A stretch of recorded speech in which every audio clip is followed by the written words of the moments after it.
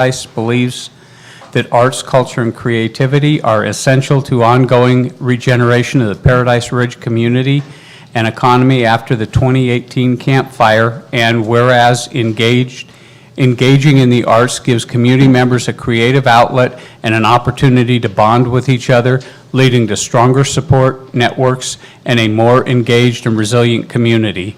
And whereas art and culture institutions preserve our history and traditions, providing continuity in times of crisis and the foundation of community recovery.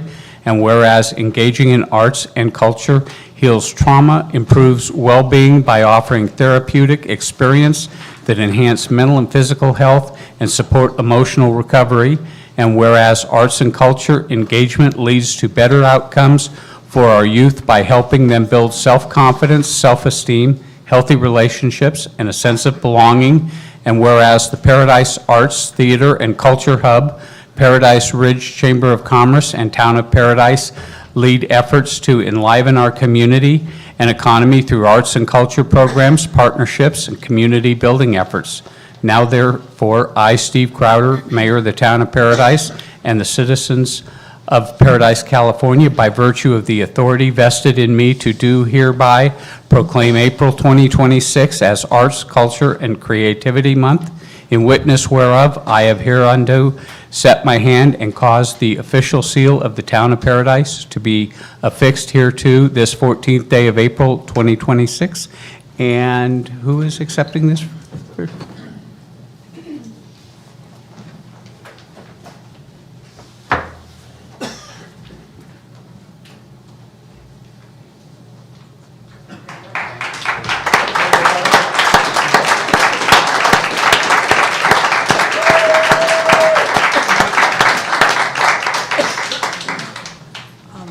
Yeah, I'll just say thank you so much for the town council, all the council members for supporting Arts in Paradise, not just the Patch Project, but also just all of the arts and cultural organizations here on the Ridge.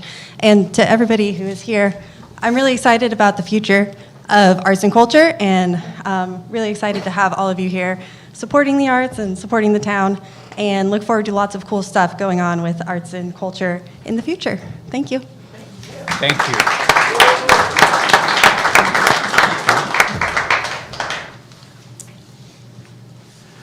So, item 1F, Campfire Recovery Updates.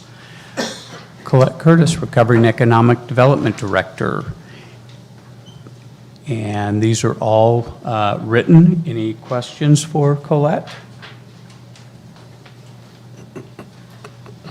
No cards? I have no cards on this item. Okay.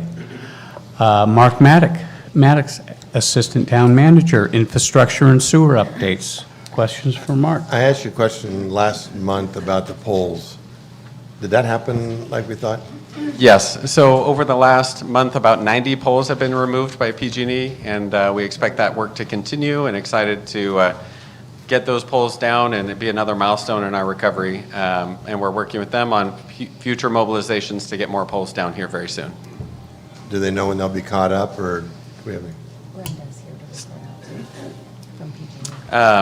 Yeah, so I don't have a hard date as far as when all the poles will be down, but I know they're working diligently and scheduling that in, and over the last month or so, they've been able to remove 90 poles. Okay. Yep. Yeah, Thank you. They're about, yep. but there's a whole bunch of poles that are just sitting empty. And like, I've tried to get, give me a list of, and I'm being told that, oh, they're busy undergrounding other places. And, part of the deal was when the poles are what fell down the road and killed people. So we want to get them out of there. Yep, it's a high priority for But they're not telling us when. High priority, what does that mean? In the last month, 90 poles have been removed, and we expect that trend to continue until ultimately there's about 300 or so total vacant poles at this point, and really excited and grateful for those to keep coming down. Thank you. Yep. Okay. Item 1G, Paradise Sewer Project Update. Mark. All right. Thank you, Mayor Crowder. Good evening, council and community. I have a update presentation to give, as well as I do want to introduce Allison McReynolds and Darren Bond with HDR and Carollo Engineering, respectively. So I will go ahead and pull up my presentation. One moment. For the community's awareness, we give monthly updates every month on the status of the Paradise Sewer Project with really an eye towards what has been completed over the last month and what is to come in the next month. Did I see it right there? Okay. I was thrown off by the label. No problem. All right. Here we go. Oh, I should share my screen for the virtual attendees.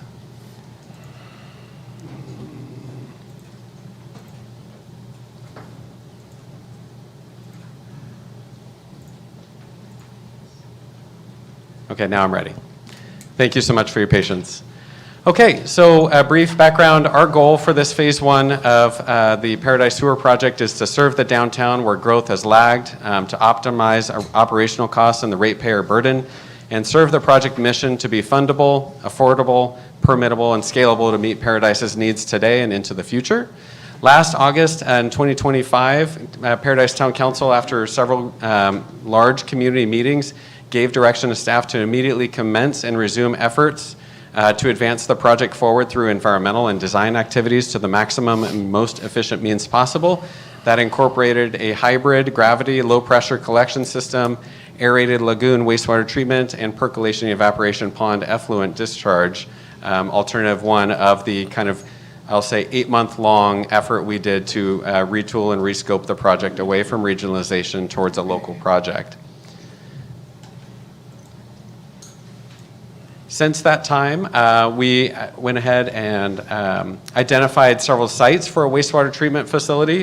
One was at Skyway Crossroads, and I'm going to go ahead and report now that that site has been removed from evaluation due to community feedback and property owner objection.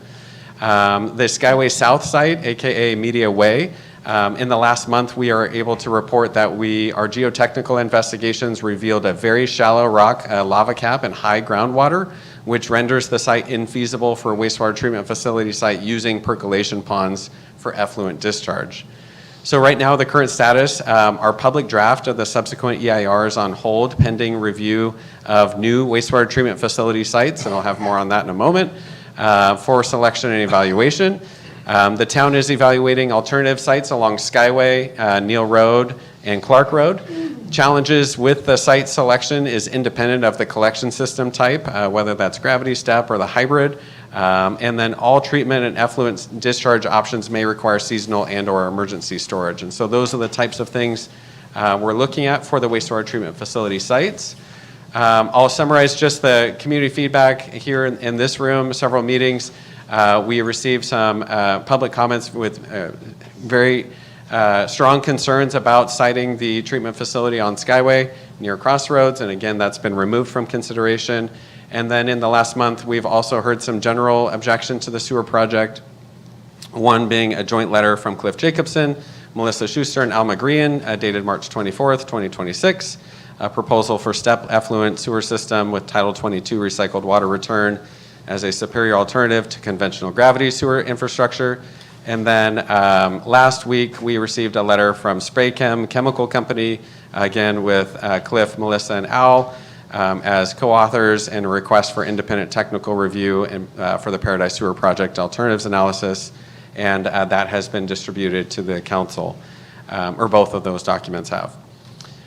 With that, I will go ahead and pivot as the project continues to evolve. Finding out more information about where this project will work here's an exhibit that shows the types of parcels and the parcels we've looked at and the parcels that remain for consideration based on the current project's configuration. In the dark red, or I should say kind of the dark brown, highlights parcels where we've made contact with owners along the Skyway and Neal corridors where the owner has declined to participate in investigating if a wastewater treatment facility site would work. The light pink color is our parcels that are infeasible based on terrain. And then the dark red are parcels that were eliminated because those parcels are occupied. And then last, I'll share the purple being the sites, the Crossroads site here located near Skyway and Crossroads. as well as the Media Way site near Lookout Point and highlighted in dark purple. And so those two parcels have been evaluated and eliminated. I'm highlighting several parcels here in a light blue to show that these are parcels that remain on the radar that could be feasible, including one in town on Lower Clark Road near the old golf course. And actually, this site here on Clark Road is on the agenda later for review or for council to adopt a notice of exemption for similar geotechnical investigations at that site that we performed at the Media Way site to see if the soils are more conducive to a land discharge alternative here. There's good reason to believe that the soils might be better at this site, but we won't know until we investigate those. And so we're extremely grateful to the owners in working with us, allowing us to do so. I mentioned earlier, we are working to make contact and look at performing additional soil investigations on Middle Skyway. Again, our primary plan is to continue this forward and ensure that we have fully explored really the most cost-efficient, affordable treatment facility type and land discharge and permittability. And so in addition to Clark Road, we're recommending testing one more site on Middle Skyway and then one site possibly at Lower Skyway closer to Butte Creek, which might have some advantages as well. So as far as, we are following the direction given by the full council. Our next steps is if these three sites are also similarly infeasible based on the soil conditions or high groundwater, we are already looking ahead towards contingency planning. So our goal is to finish fully vetting the land discharge at the three sites and then start planning for exploring surface water discharge and or beneficial reuse if possible as that next step. So right now, our current project remains the most effective, permittable, and scalable alternative, and our schedule is to explore those remaining sites, continue the collection system design to the maximum extent practicable, and secure a wastewater treatment facility site to be analyzed in the subsequent EIR and released and certified ultimately by the Paradise Town Council. So we have a primary plan, a backup plan, and the project's moving forward, again, closer to construction than this town has ever been for the Paradise Sewer Project in the last 50 years. And with that, I'd be glad to answer any questions the council might have. You mentioned there was some analysis done by HDR. It was in the slide there. For which part? Go back to the start. Oh, this was... Technical rebuttal. Oh, that's the no, document. No, go back another one. It was either before that one or after that one. Something, HDR did some kind of a thing. No. I'm sorry. I'm not sure if I'm Okay. following. All right. Go one more. This is the only spot I'm aware that it Yeah, references. alternatives and Alice. This is an attachment to the letter dated April 2026 that was submitted by Cliff, and Melissa, and Al. Okay. So that technical analysis. So the reference, the reference in that. All right, that's what I was wondering.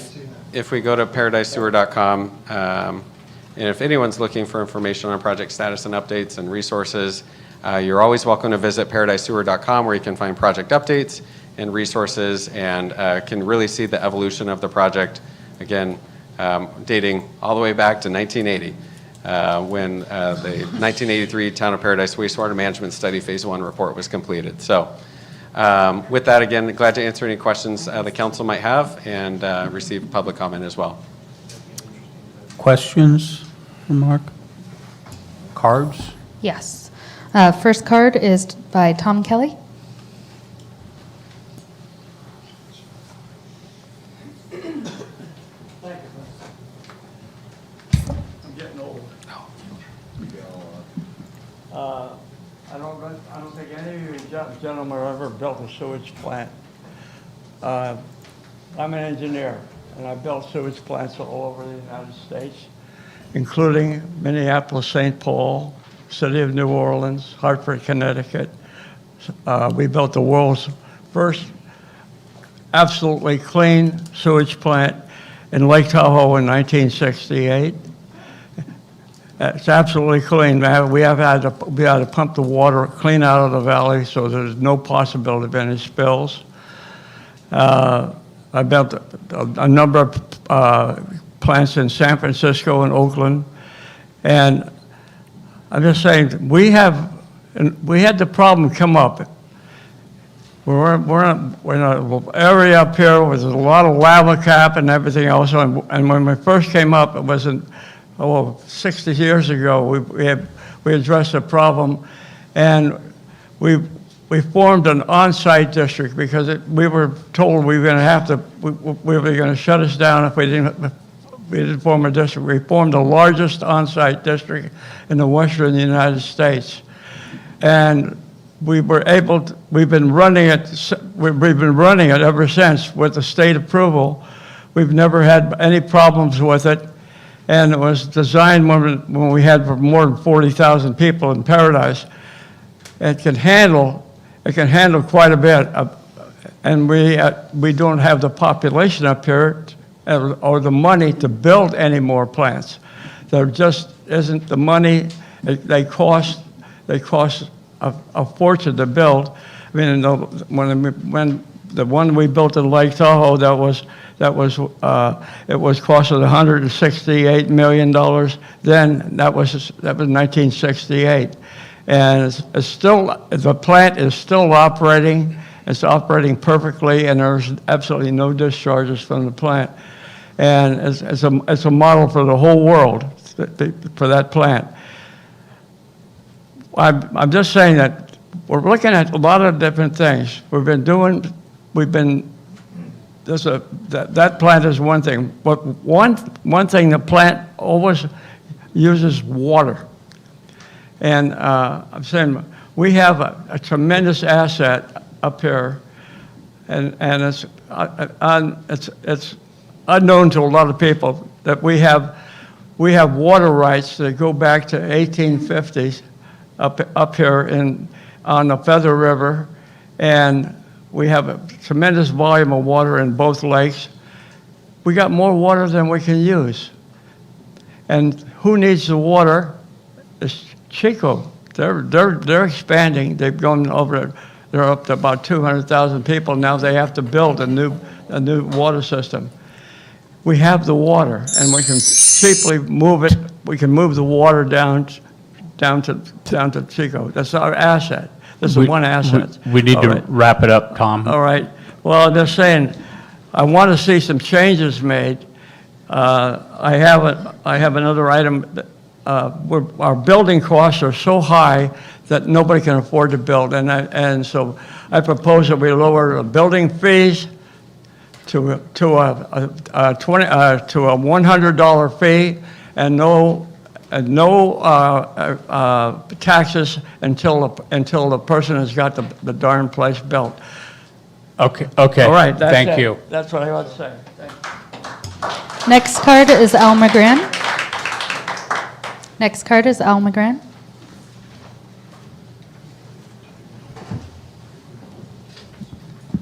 Good evening, council members. Pleasure to be here tonight. I only have 3 minutes. Thank you for the update, Mark. We really appreciate that presentation.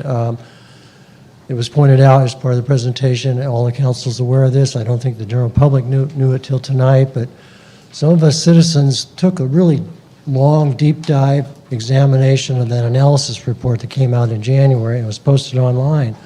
It's unfortunate that that report came out several months after you gave direction on the project.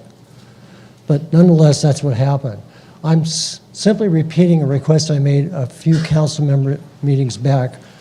Please encourage your staff, when you do the EIR for this project, to include a similar analysis for a similar system that's step only. I think you owe that to yourselves, you owe it to the citizenry to see what the environmental consequences are comparatively with the two different types of systems. So just thought I'd remind you of that. Thank you. Next card is Cliff Jacobson.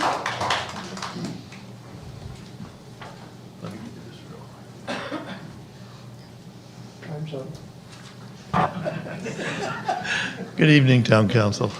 So you all know that I've been very much involved in the wastewater system and looking at alternative ways that we can make it cost-effective and smaller impact to our town, both time-wise and dollar-wise. And I've been very involved with STEP, as you all know. I think it got a bad rap. I reached out and was able to get a gentleman who is here tonight and is willing to come back. We had a meeting with the ad hoc committee so that they could be introduced to what a modern day STEP system looks like. Sadly, and I thank you very much for you being there, Steve, but nobody else was there to learn about this and to read back out to the town council. And I hope that we can have another opportunity, possibly, where Mike Saunders, who is representing Orinco, with over 30 years of experience, not nationwide, worldwide, in systems that have 3,000, 7,000, 8,000 hookups that have been in service for 30, 40 years. And the maintenance on them, I was amazed. One in Washington with 7,000 hookups, I believe, takes one guy in a pickup truck to service them. And none of that came out, but it's a fact, it's true, it's real. These systems work, they're cost effective, they're easy to put in, and I hope that we take a really hard look at this before we commit ourselves to a gravity system. And I know Mark is, and I appreciate all the work Mark has done. He's talking about a hybrid system. From what I understand and what I've learned, a hybrid system is not a good way to go. If you're going to bring STEP into it, why dump it into a gravity sewer after that? Keep the whole thing motivated with the system being a low pressure STEP system. That's the correct way to do it. And it's being done worldwide. It really does work. It really is inexpensive. It really is low maintenance. And I really think we need to take a hard look at it. One other comment that came up, and I think, Steve, you have the answer to that now. The question about recycle. I want so much to see us recycle. We don't have to do it right now. We don't even have to put in an MBR and recycle right now, but when we have, if it's going to be a trench and it's open, we need to put in the lines for it. And I've been told by everybody, oh, you can't do that. It's got to go separately. Well, it doesn't. You have the information there, California plumbing code, that proves that that's incorrect. We can't afford not to do that. So when we're looking at this, let's be realistic. Let's back up just a little bit and take a look at what our opportunity might be so that down the road we don't wish we'd have taken it a little bit more seriously.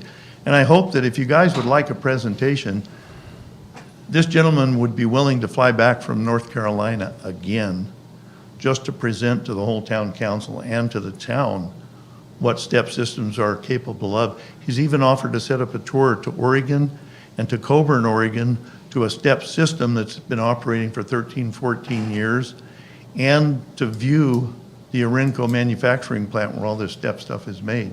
They're even willing to bring in Lacey, Public Works Director from Lacey, Washington, who does, I think, like 7,000 STEP systems. They've been in business since 1980, and they have no problems with it. It's low maintenance, it's good. I think we need to take a hard look at it, and I would really appreciate it being looked at seriously and not just put in the same category as chemical toilets.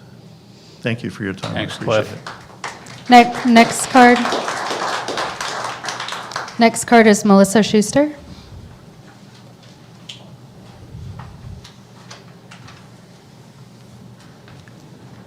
Cliff used up your time, Melissa.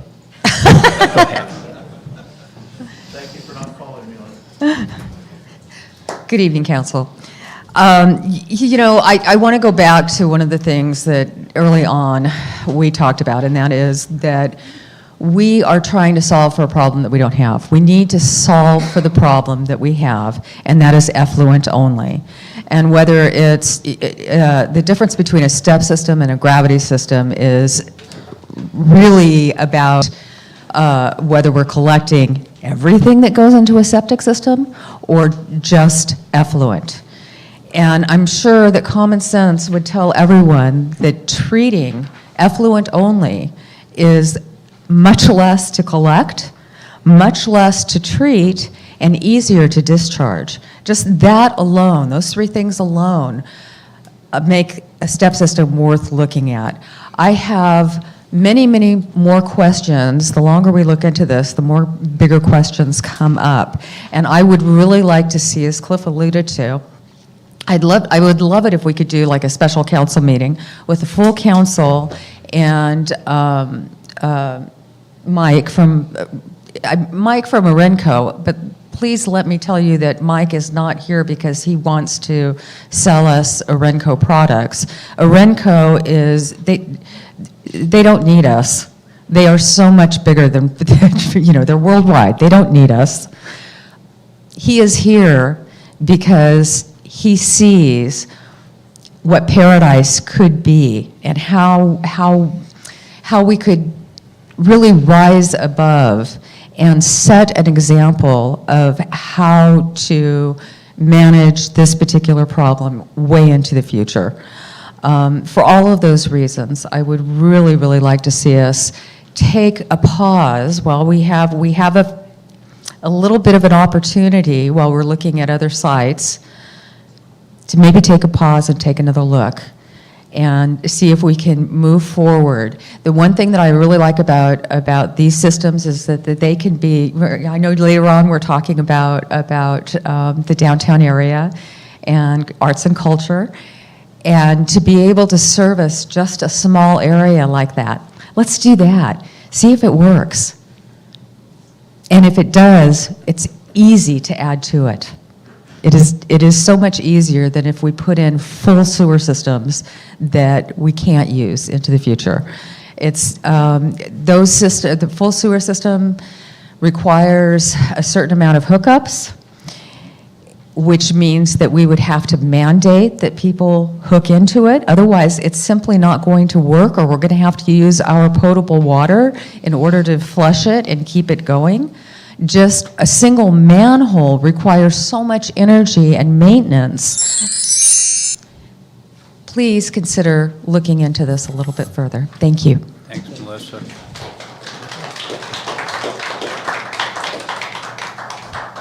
I have no more cards on this item.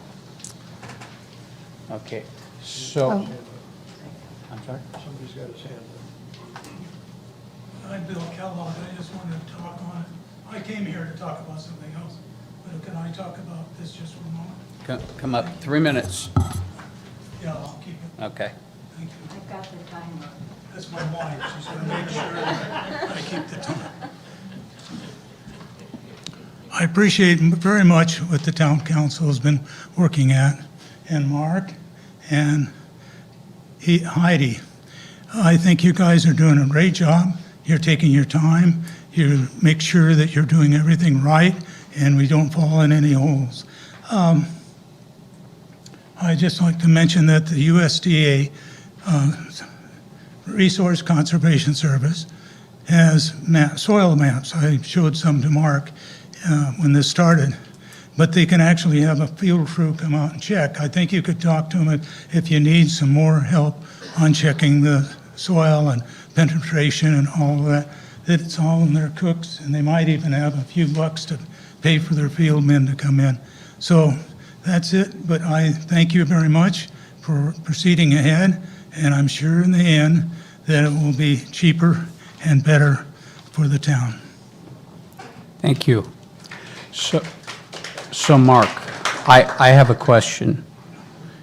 Can we explore a technical response for us with the help of, our partners while we still move forward without totally closing a door? Yeah, I do think there's definitely a path where we can address some of the questions that have been concerned. The town's team, we have town staff, we have HDR serving as our owner's agent, and the council recently hired Corello engineers to help us design a wastewater treatment facility and continue designing the collection system. And so as I mentioned on the agenda later tonight under the consent calendar, we're looking at studying soils on our property on Clark Road. So that work is moving forward, and if there's a request from the council to essentially respond to the communications we received in writing from Cliff, Melissa, and Al. That's certainly something that we can ask our Carollo team to do and provide kind of a little bit of an independent perspective as now the design team that's been hired to help support the project, rather than from the last year where we were looking at alternatives analysis, resetting from regionalization. So if that's something that you'd like us to provide, I could work with the team and get that back as soon as possible. Concurrent to keeping everything else moving forward as planned.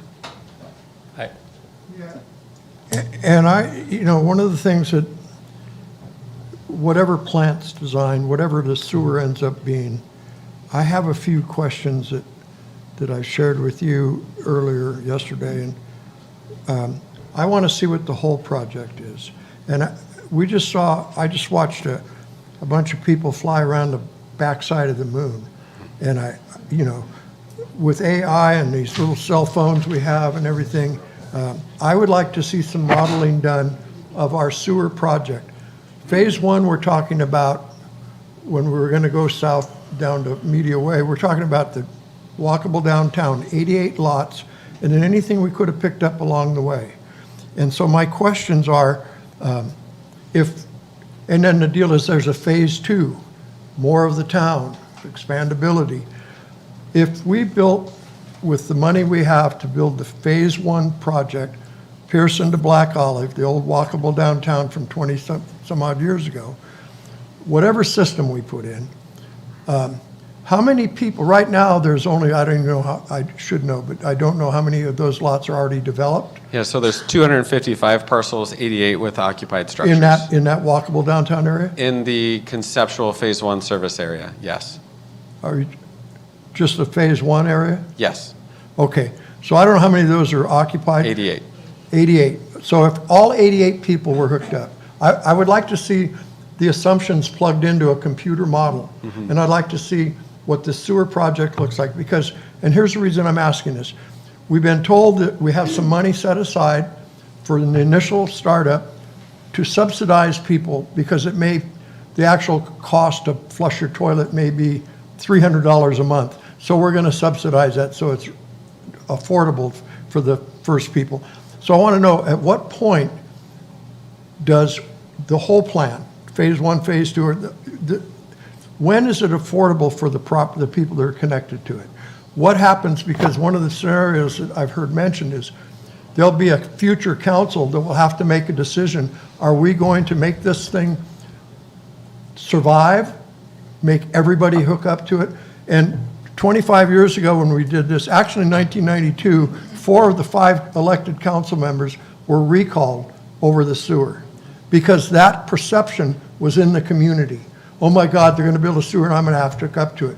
And my reality as an 81-year-old retiree is I still have a mortgage, and I have a septic system that was poured in place in 1965, and it's still working. It survived the fire, and I pay $37 a year for my septic permit and stuff. And occasionally I have to have it inspected, $200 or $300 or $400. Occasionally I have to have it pumped, every 12 or 15 years, a couple of $1,000. I can afford that on my fixed income. If I suddenly had to pay $50 a month, that's over $600 a year out of my limited income. So I want to see some computer modeling based on, and you can plug in all the positive assumptions and all the negative stuff. Show me when this program pays off, and show me what happens if it doesn't pay off. How do we build a $30 million sewer treatment plant with the idea of expansion? We can't trust government money anymore. We look at what happened in Chico. Their cost just, so let me just wrap it right up. I just like to see some computer modeling done, if HDR can do it, if Carollo can do it, because if we can send a ship around the moon at 10,000 miles an hour, we can run a bunch of scenarios to look at the what ifs. And I, as a decision maker, would like to see some of the what ifs, so that it would help me make my decision. I don't want to wait till we get to a Prop 218 with a study on costs and to find out, Jesus, this thing can't be done. So before we spend millions of dollars, on a lot of stuff. Let's run some models, and so that the public, so we all know, this is when it pays off. We might have to have phase 2 completely engaged. I would not want to make the decision to tell myself and other citizens, you must hook up to this sewer. You know, I won't be around when that day comes, but that's a possibility, and we need to talk about those things, you know, and I know you told me that we have to wait till we get further down the thing. I think my reluctance or my fear is that how much money can't we run some assumptions? I understand they're not going to be real till we know more, but as we know more, the assumptions can be refined. Right now, we haven't seen anything. We've seen, here's the idea, here's a recommendation, here's a path, and so let's spend money, spend money, spend money. I know Woody talked a long time. Let me cut to the chase. I want to know what the O&M cost is going to be in the small plant, and what the O&M cost will be at full build-out, and how many users we have to have in order to cover the O&M cost, so we don't have to pull it out of our general fund. That's what That's what you meant. That's what I meant.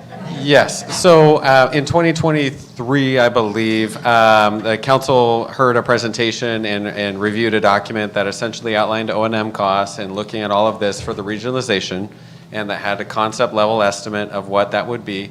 And if we held rates at 2% of the median household income, which was about $86 a month, you know, the town would essentially have to dedicate $6.1 million over 10 years to hold those rates at that affordable level.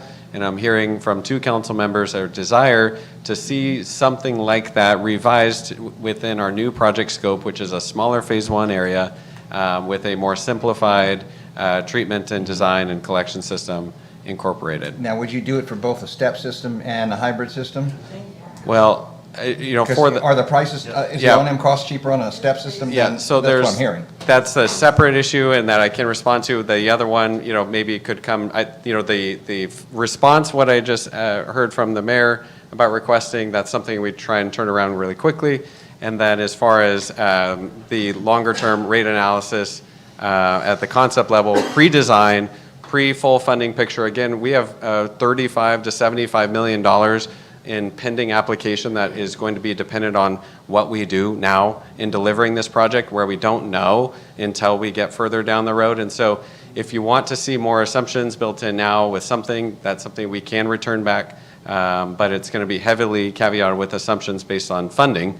That's going to dictate how much O&M is going to cost moving forward.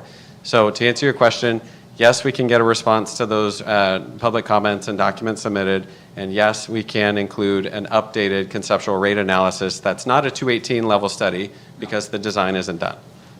Because the bottom line is, like, in 10 years, my question way back is, what happens in year 11, 15, year 18? Our money, our ability to subsidize these things in the beginning, it's going to go away. Our pro fund is going to go away someday. Yes, I would agree. That's the answers I'm looking for, and I think projections can show me that. Yep. This sewer project is 100% the largest economic development investment the town could ever make, and there's risk in all investments, and our future, based on whether the project happens or not, is highly volatile, and the return on that investment and how many people connect when is all about the now and what we do to help shape the project and deliver it.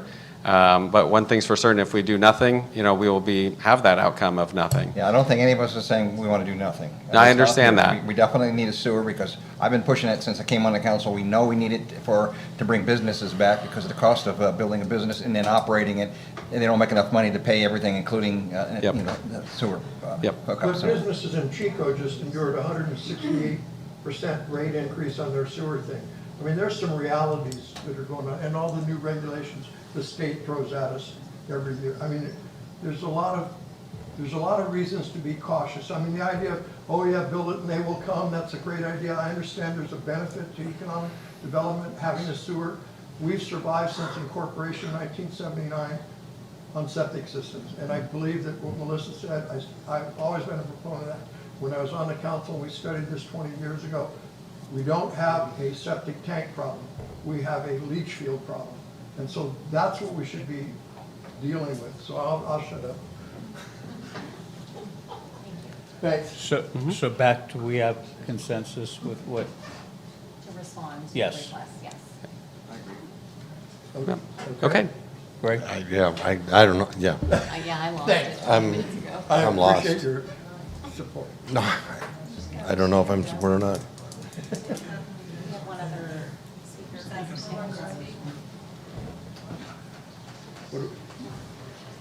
Go ahead. Council, thank you. Mark, thank you very much. I know you spent a lot of time at this. Question, I was looking at your proposal for future sites for looking at septic systems is down, maybe going further down Skyway. I think that anything past the lookout point, when you get down there that you've got marked, you're getting into Tuscan Ridge and further down Tuscan Ridge. I know at this point has been approved for 250 homes. Prior to that, when you had PG&E in there, they put in a system, and Tuscan Ridge came out, was asking for an outstanding amount of money for their property, which was ridiculous. You go below that, it's all lava cap. I think that we're wasting, you need to look at it, I'm not going to say wasting, but you need to look at it seriously, because that whole area below that is minimal soil, all lava cap. You're running into even more compounded problems than you have. Tuscan Ridge, if any of that area, they are not going to sell the property cheaply for what we have to work with for our sewer. So I think that's something we got to be concerned about. I know I've dealt there with the Rod and Gun Club. They've been dealing with between the boundaries of that. Tuscan Ridge, prior to the PG&E and the Campfire, Butte County turned that area down for septic that I was told by their environmental health department. When they put the septic system in there to put the camp in, they did not go through the county. They went directly through the state as emergency, and the county didn't even know about it per se, or never had the opportunity to look at it. I talked directly to them. So I'm not sure how they've got the clearances for the 250 homes, but if they have that, that means they're going to want top dollar for if we're trying to buy that property for a sewer plant. So I think those are some things in reality that we're going to have to look at to justify the dollars that we're needing to spend to make this plant work. Thank you. Thanks, Doug. Okay, so no more cards? No, okay. So, item 1H, presentation by Police Chief Reinbold on the town's new emergency alert system. Chief. All right, good afternoon, good evening. So I'm going to talk about emergency notifications and what we've transitioned over to. So in the past, I'm sure everyone's familiar with the Code Red system. We were using that up until about last fall to notify everybody of the monthly siren tower tests, and then that went away. Code Red had a major data breach, and they shut that platform down. Since then, countywide, all of our local law enforcement agencies have gone to a smart 911 system. I'm sure a lot of you saw several months ago the county had a push when they had their platform stood up. People could sign up and opt into that system to receive emergency notifications. If you did do that at that time, it's important that you go back in and log into your profile and make sure that the box is checked to receive notifications for Paradise. If you're a new user and you sign up in this system, you'll put your home address, your phone number, and your email, and that can be as simple as that to sign up, and you can select the box to be notified of Paradise and the county notifications. When you go look at this Smart 911 system, you can enter really quite a bit of information into it, to include any family members with special needs, if they have a need for assistance during evacuations. You can put pictures of your pets, pictures of your vehicles, your children. It's really a robust system, but you can put the absolute bare minimum in there. Some folks think it's kind of invasive, but the importance of signing up for this is that currently, if you're not signed up for this Smart 911 system, we have no way to send out notifications. We had a snowstorm several weeks ago. It would have been nice if we had the majority of our town signed up, where we could have sent some messaging out about staying off the roadways or other hazards that had presented itself during that incident. So I really, really encourage everyone to, scan the QR code, go to our town website. I think it's been pushed out on social media in several places. This is another layer, but the best source for information during an emergency is to sign up for this. These notifications are going to be sent out primarily from the police department, and then we'll have backup staff with our emergency operations center if we have a larger scale event. But this is where you're going to get your most up-to-date information. If there's evacuation warnings, if there's a fire incident nearby, we may put something out that, hey, we're aware of the fire wherever it may be, and we're monitoring that situation. And then there's some other apps that should be posted on our town website to include Watch Duty. There's a live plane flight tracker app. And there's even a lightning tracker and alerts app. So there's several sources out there that are good to tune into so you can get notifications if incidents are popping off around us. And so I just can't stress the importance of tell your friends, tell your family to sign up. You can put in multiple addresses. So if you register and you're in the south end of town and your parents or family members are in another location, really anywhere in the county, you can put that address in there and receive notifications if they're impacted by some sort of an emergency. You can put your work address, your kid's school address. So it's very intuitive. It's a good app. It's easy. It takes about 5 minutes to sign up if you're going to do the very basic. So I just can't impress upon you enough. We're coming into fire season. This is the emergency notification system and the best for the first line information coming from us. So with that, I won't beat it to death, but if there's any questions, I'd be happy to answer them. Is there ability to get a mailer out to people on this? So this information is going out. We're working with our EOC policy group, and we're going to be sending an updated Paradise and Upper Ridge evacuation maps, as well as information pamphlets. There's going to be some flyers in there. Good. So they're going to go out to all of our residents. Perfect. I saw some questions on Facebook in response to one of the social media posts about this transition, asking if the notifications for our early warning tests every month would go through this, or would that be sent out independently? No, we would use this system, just like we were using the old Code Red system. Okay. So currently, we have about 12 to 1,300 folks signed up in this system, but it's kind of a false number because it ingested the white page information. So there's a lot of businesses and landlines and things of that nature. So I think we're about 400 to 500 of the opt-ins. So we're around 12,000 residents in Paradise, and so we really need to see those numbers come up. Yeah. Okay, thank you. I just signed up Just that fast? with that app. If All Woody right. can do it. I don't believe it. I don't believe it. Do it, y'all can do it. That's right. You gotta prove it. Gotta So prove it. anyway, it is important. So we want to be able to have a messaging platform out there to be able to send things out. Obviously, there's social media, Facebook, the news, things of that nature, but this is it. So, Thank you. all right, thank you. Thanks. Appreciate Thanks, it. Chief. Any cards? I have no cards on that item. So, consent calendar. We have the resolution numbers. We do. So the blank spaces, it's from 20 to 25. And I do have 2 cards for 2L. I'm sorry. I have 2 cards for 2L. And I did Okay. want to make one statement relating to 2J. Oh, okay.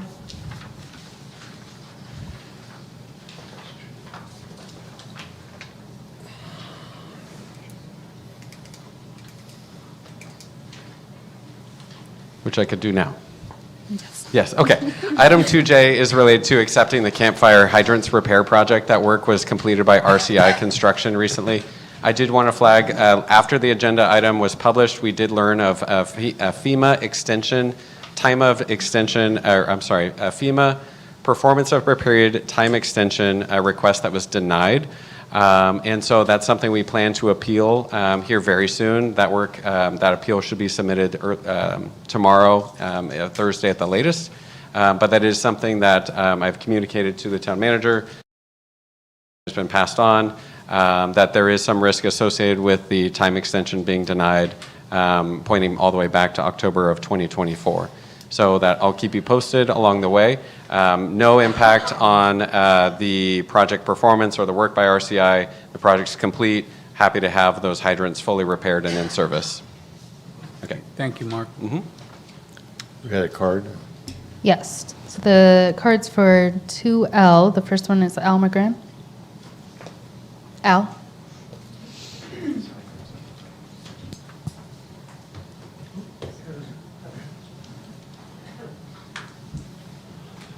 Just a general question. There's no presentation on this item, and I didn't have the time to read the staff report other than I glanced at it, and thank you for the posting of that, Mark. I appreciate that.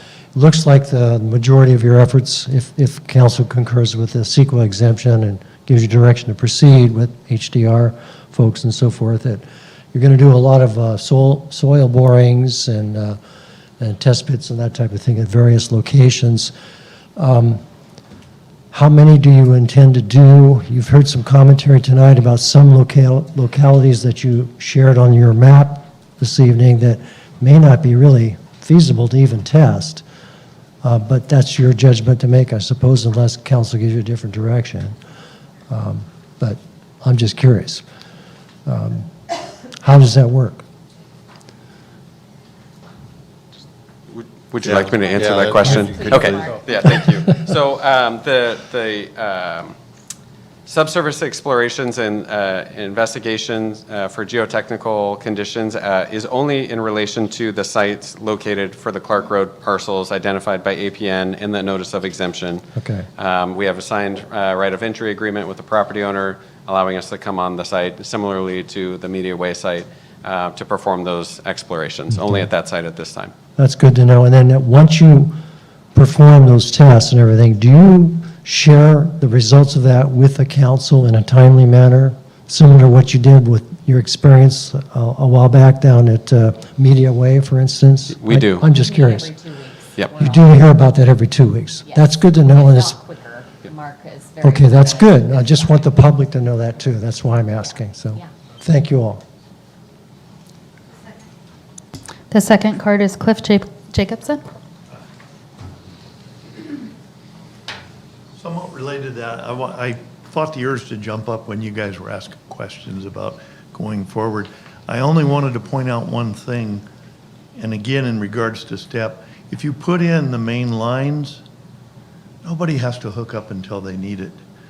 You put in an MBR or similar system, it can feed 5 lots, it can feed 5,000 lots. It's scalable. You can duplicate it. You can add a system as needed. You can start out with a small footprint for a very small amount of money, and you can grow it as the town grows. You've only got 85 tenants. You can put in a small system. And if you put in an MBR, you don't have to look for soil percolation. You can recycle that water and use that small amount for beneficial purposes. It's not that difficult. And you can run your main line, and when a lot gets developed, it's stubbed out, they tie in. And it doesn't matter. You don't have to have that motive force to keep it alive. It'll grow with you organically. And that's something that you really need to take a hard look at before you guys decide to go the other way. Thank you. Thanks. I move approval on the consent calendar. I second that. Motion by Bullen, seconded by Lang. Councilmember Bullen? Aye. Councilmember Colleton? Councilmember Colleton? Councilmember Lang? Aye. Councilmember Lasson? Aye. And Mayor Crowder? Aye. Motion passes. Okay, public communication. Cards, Melanie? I do. I think at this point I have 10 cards. First one, Cliff Jacobson.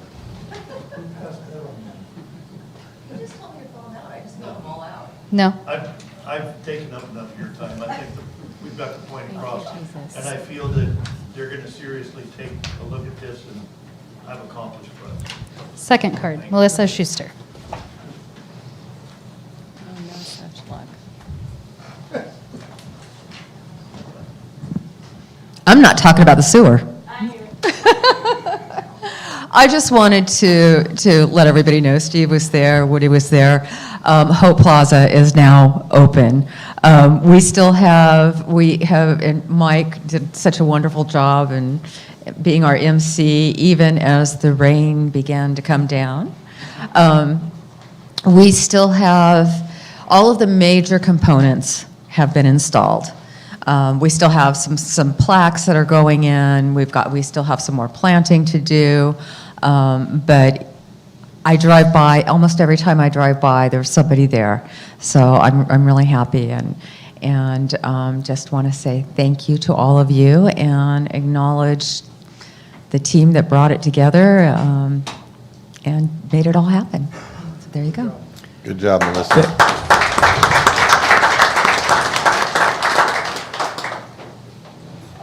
Brenda, Ryan.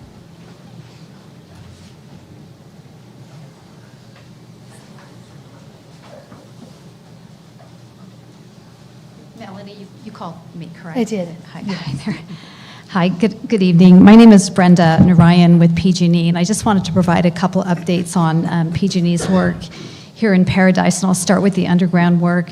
We have some active construction projects going on, as you know. This is the underground work, and we're continuing to work the Upper Pence area, and that work will be complete around July.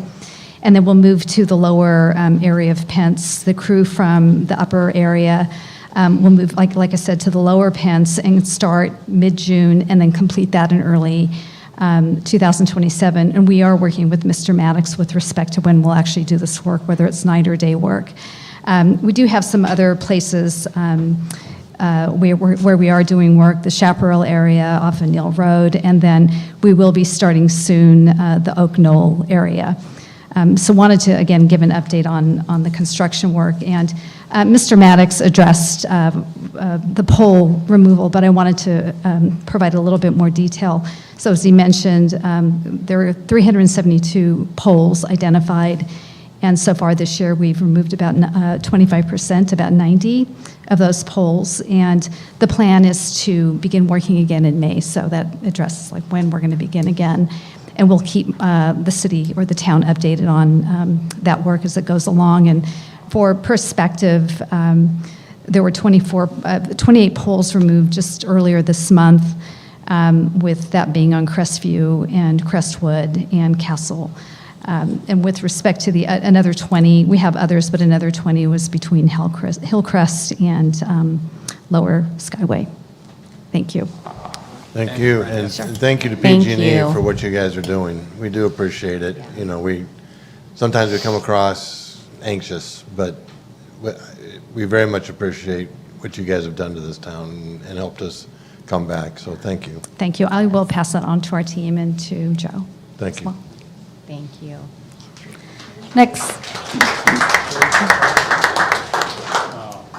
Next card is Adam Deep.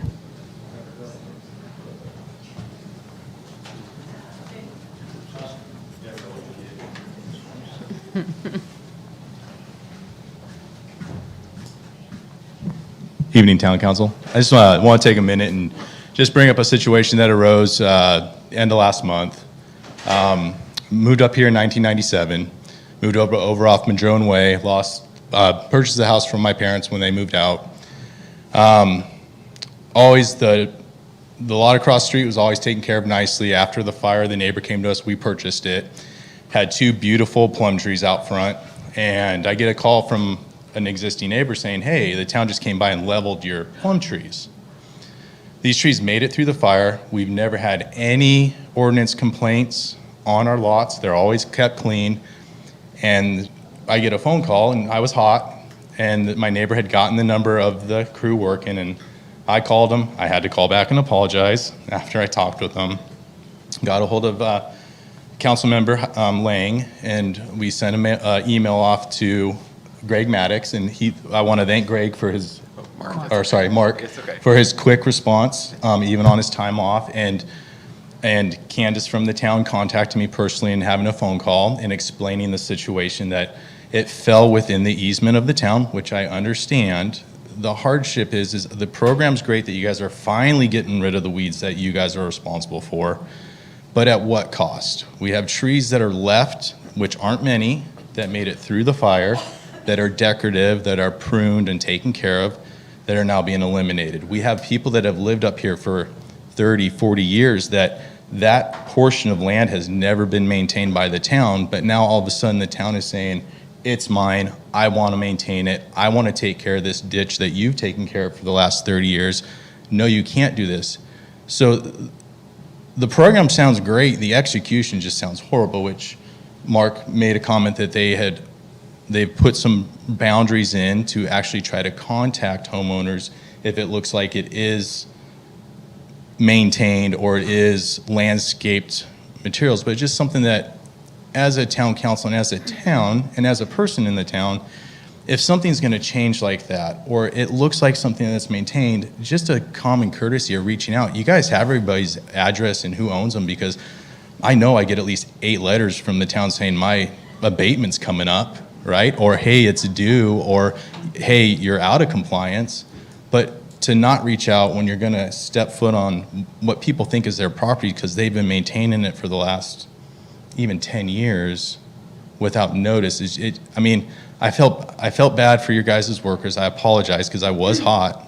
But then on the flip side, I was concerned for them because what happens when they roll into that property with the individual that is just done with everybody cutting down their stuff or touching their property or saying what they can't, and now they're left dealt with that. So I just wanted to bring that to your attention. I do want to thank the town for the way that they responded. They offered to replace the trees, which I appreciate. I don't need that, but I just want to bring that up, that sometimes hindsight is better, especially with some of these decisions that have to be made. So thank you. Thank you.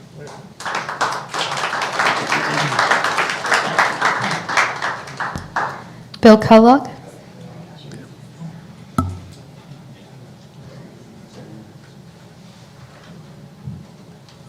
I actually sent out, or gave, maybe you've got this.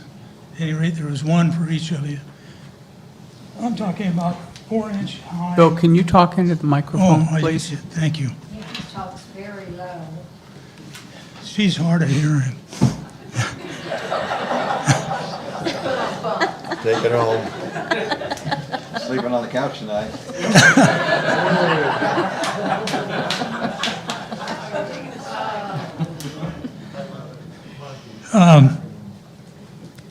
This is about grazing properties, and the town has a 4-inch manner when you come in and raise it off or do it mechanically or any other way, the grass or tree or the brush, and it's wrong.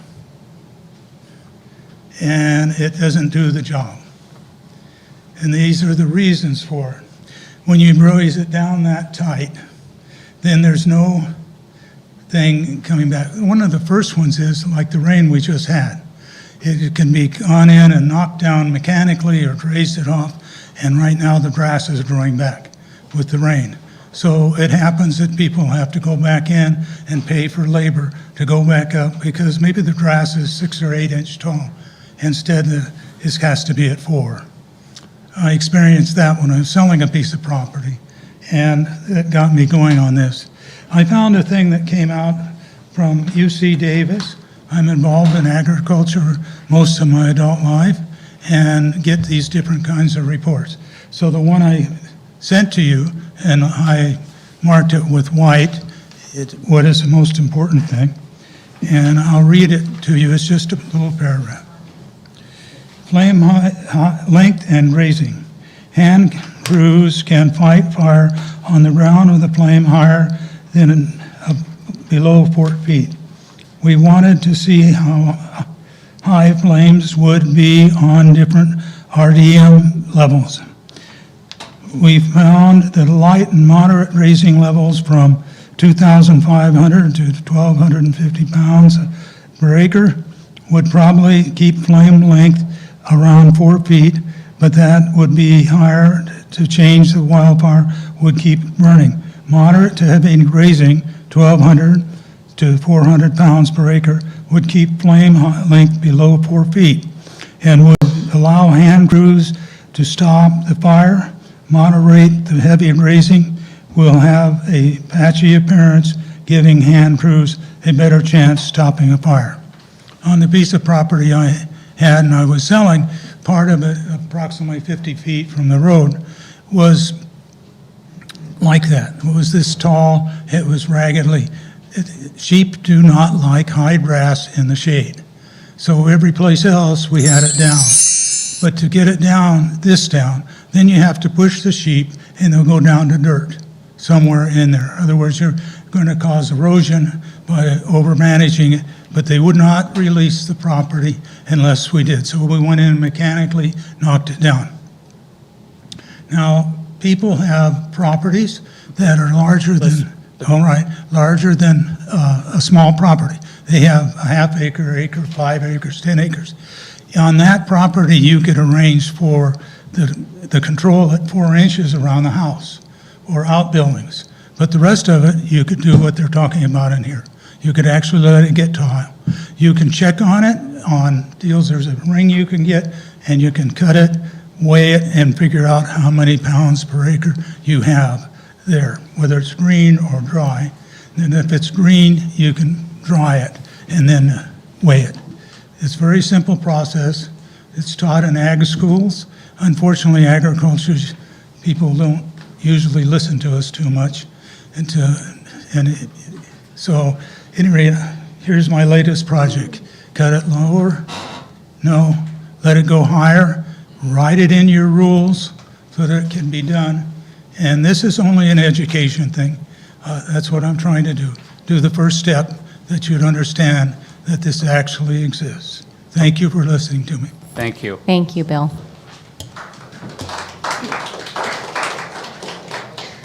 The next card is Al McGran.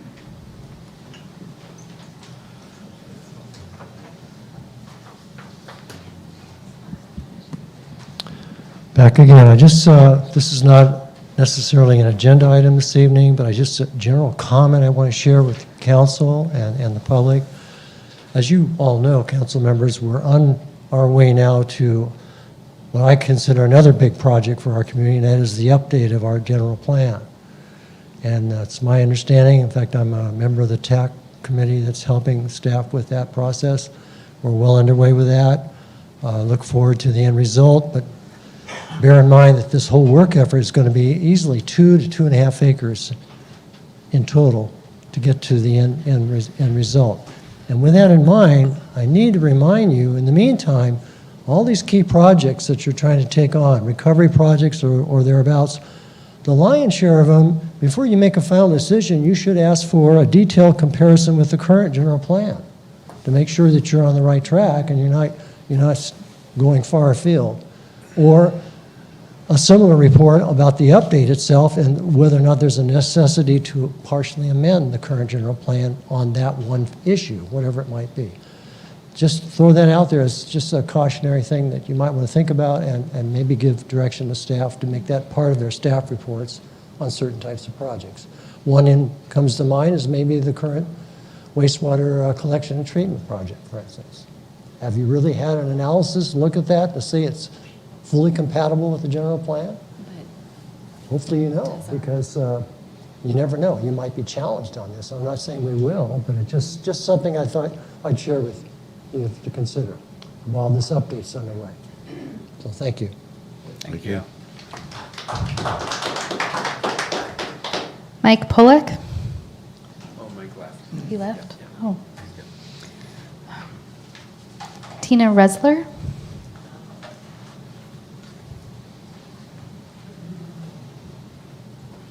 Hi there. My name is Tina Resler. I'm on the Utility Wildfire Survivors Coalition Committee. I want to thank the Paradise Town Council for supporting our efforts, and for Steve for coming out last Wednesday to help support Gallagher's bill, AB 2700. I really liked your speech. Thank you so much for that. AB 2700 isn't perfect, and only one small step in the right direction to help utility wildfire survivors to fair and full compensation. This bill is putting pressure on the California Public Utility Commission to do a study or an audit to assess compensation shortfalls for victims of utility-caused wildfires that occurred before July 2019, and to recommend ways for electrical corporations to compensate their victims. And this is the first step of the process. Last Wednesday, the Assembly Utilities and Energy Committee passed AB 2700 through to Assembly Appropriations Committee. So the Assembly Appropriations Committee is a powerful standing committee that reviews all Assembly bills with a fiscal impact. They have the power to advance, amend, or kill bills. Will Abrams has been a true champion pushing for transparency and fairness since bankruptcy, but he cannot do this alone. Our Utility Wildfire Survivors Coalition can't do this alone, nor can the Paradise Town Council. It is up to us, the victims, the survivors in this room, those watching live, those who are going to watch YouTube later, and anybody in our communities. It's up to us to put pressure on the Assembly Appropriations Committee members, our elected officials, to support us, not PG&E. This is a numbers game. Last Wednesday, we had a great turnout. This is what our senators and elected officials are looking for, even PG&E. They want to see if we have the numbers to push forward. Your voice matters. If we want our last 30%, our voices matter. And don't be fooled because PG&E did not initially oppose this bill.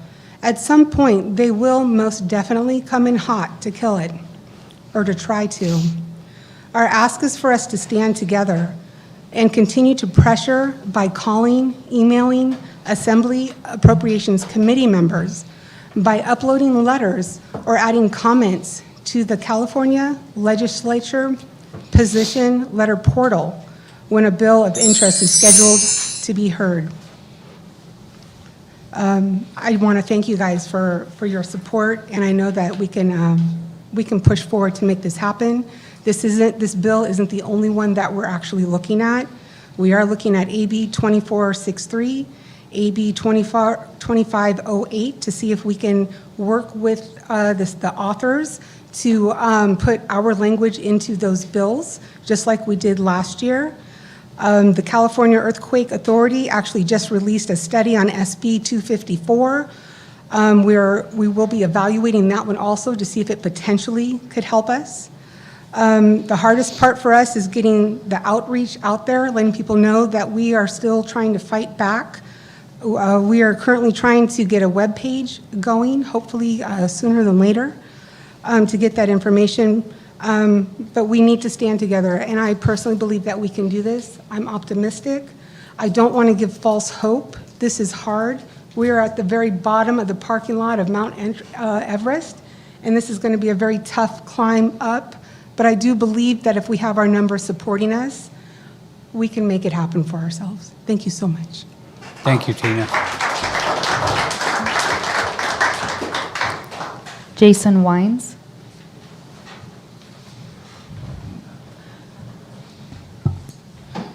Good evening. I'm going to preface this by saying I'm not a contractor. I'm just an owner-builder. This is in reference to some issues that seem to be going on ever since apparently the town had went through an audit on their building process. It appears to have created some issues. So that audit appears to create not just a reaction, but I would argue that almost a knee-jerk reaction.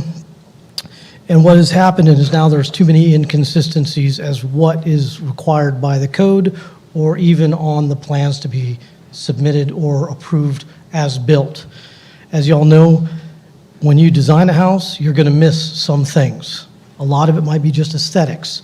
Typically, there was some leeway that allowed you to make those non-code adjustments that had nothing to do with the structure. That appears to have ended. The problem that I'm running into is that adjusted mid-build. So what was accepted during the rough is now no longer accepted, and now I'm having to go back and do multiple adjustments to my design, my engineered plans for moving and making a closet smaller, shifting a non-load-bearing wall a few inches, changing a peninsula to an island. No one can tell me exactly why, other than it just has to be done. And I can appreciate the gentleman with the plum tree. The frustration is mounting. This is, Abraham Lincoln used to write a letter about what he wanted to say, and they would crumple it up and throw it away, and they would write what he should say. So this is my third Lincoln letter after many, many weeks of battling. So it all goes down to what even constitutes an appliance or doesn't that requires an updated energy calc. If it's an appliance, it doesn't require updated energy calc. But if the town deems something as not an appliance, what it truly is, why am I having to fight? Why am I having to argue that it's an appliance, not an HVAC? So I'm just asking to please take a look at what's currently going on with the requirements and help us to understand why this new layer of red tape is needed. I'm more than happy to understand, but right now I can't. And if this is what the town is going, then I would urge any potential builder to stay away from Paradise. It's just too much of a nightmare. I was able to manage before the fire. I did an extensive remodel and I did it by myself, and I was able to manage the town. Now, if I didn't have my friend who's a contractor helping me out, I'd be dead in the water. I would not be able to figure this out. So please just take a look at what's going on out there and help us get some consistency back to what was acceptable and why is it no longer acceptable. Thank you. Jason, you might try talking to Tony. Lindsay there, he might be able to assist you. So, Mayor. in fact, he might, if you want to go, right me. Last card is Carrie Max.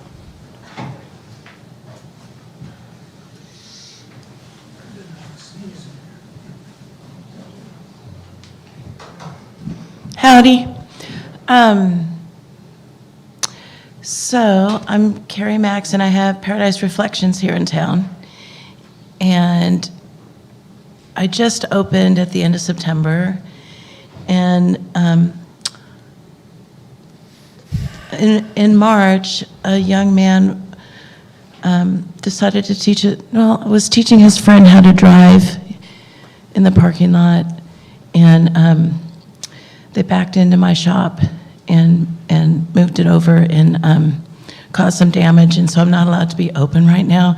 It doesn't look like it did much damage, but so my little shop is in the True Value parking lot, the little place where we used to develop our film, and it's got the little posy, well, the big posy cow sitting there, and I just thought, while I'm sitting here, I might as well let everyone know why I'm not there and why it's not open right now. And the young man told me right when it happened, and they're insured, and I'm insured, and everyone's insured, and it's getting fixed, but that takes time, and I'll be back.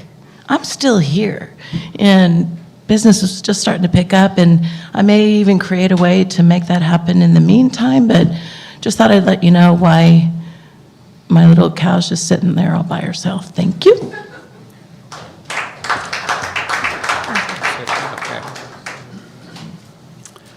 Okay, no more cards. So item 5 is public hearing. Hold a duly noticed and published public hearing soliciting comments regarding 2526 military equipment use report and policy. And this is Chief Reinbold.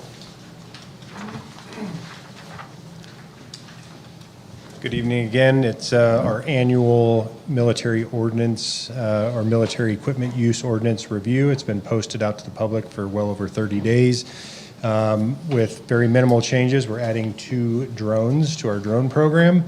And so with that, if there's any questions, I'd be happy to answer them, and then we can see if there's any public comment. Would you just give a minute, kind of explain these drones to the ones, because they're pretty neat. Well, we are starting a drones as first responder program, and so it's through a company called Brink, B-R-I-N-C, if anyone wants to look them up. They're out of Washington. Essentially, this drone that we're going to install has a rooftop mount where it charges and is housed and protected by the weather. The technology is pretty advanced and futuristic, if you will. It'll integrate with our computer automated dispatch system. So if we have a call for service, there's a geographical location by coordinates that's set around that location. And our dispatchers can launch that drone and it will autonomously fly to that location. And while en route, our pilots can take it over for live view and zooming in and trying to get that firsthand intelligence well beyond any timeline it would take for anyone to travel there. So there's a multitude of uses for it. It has infrared for heat signature, night vision, and can fly in inclement weather up to about 35-mile-an-hour winds.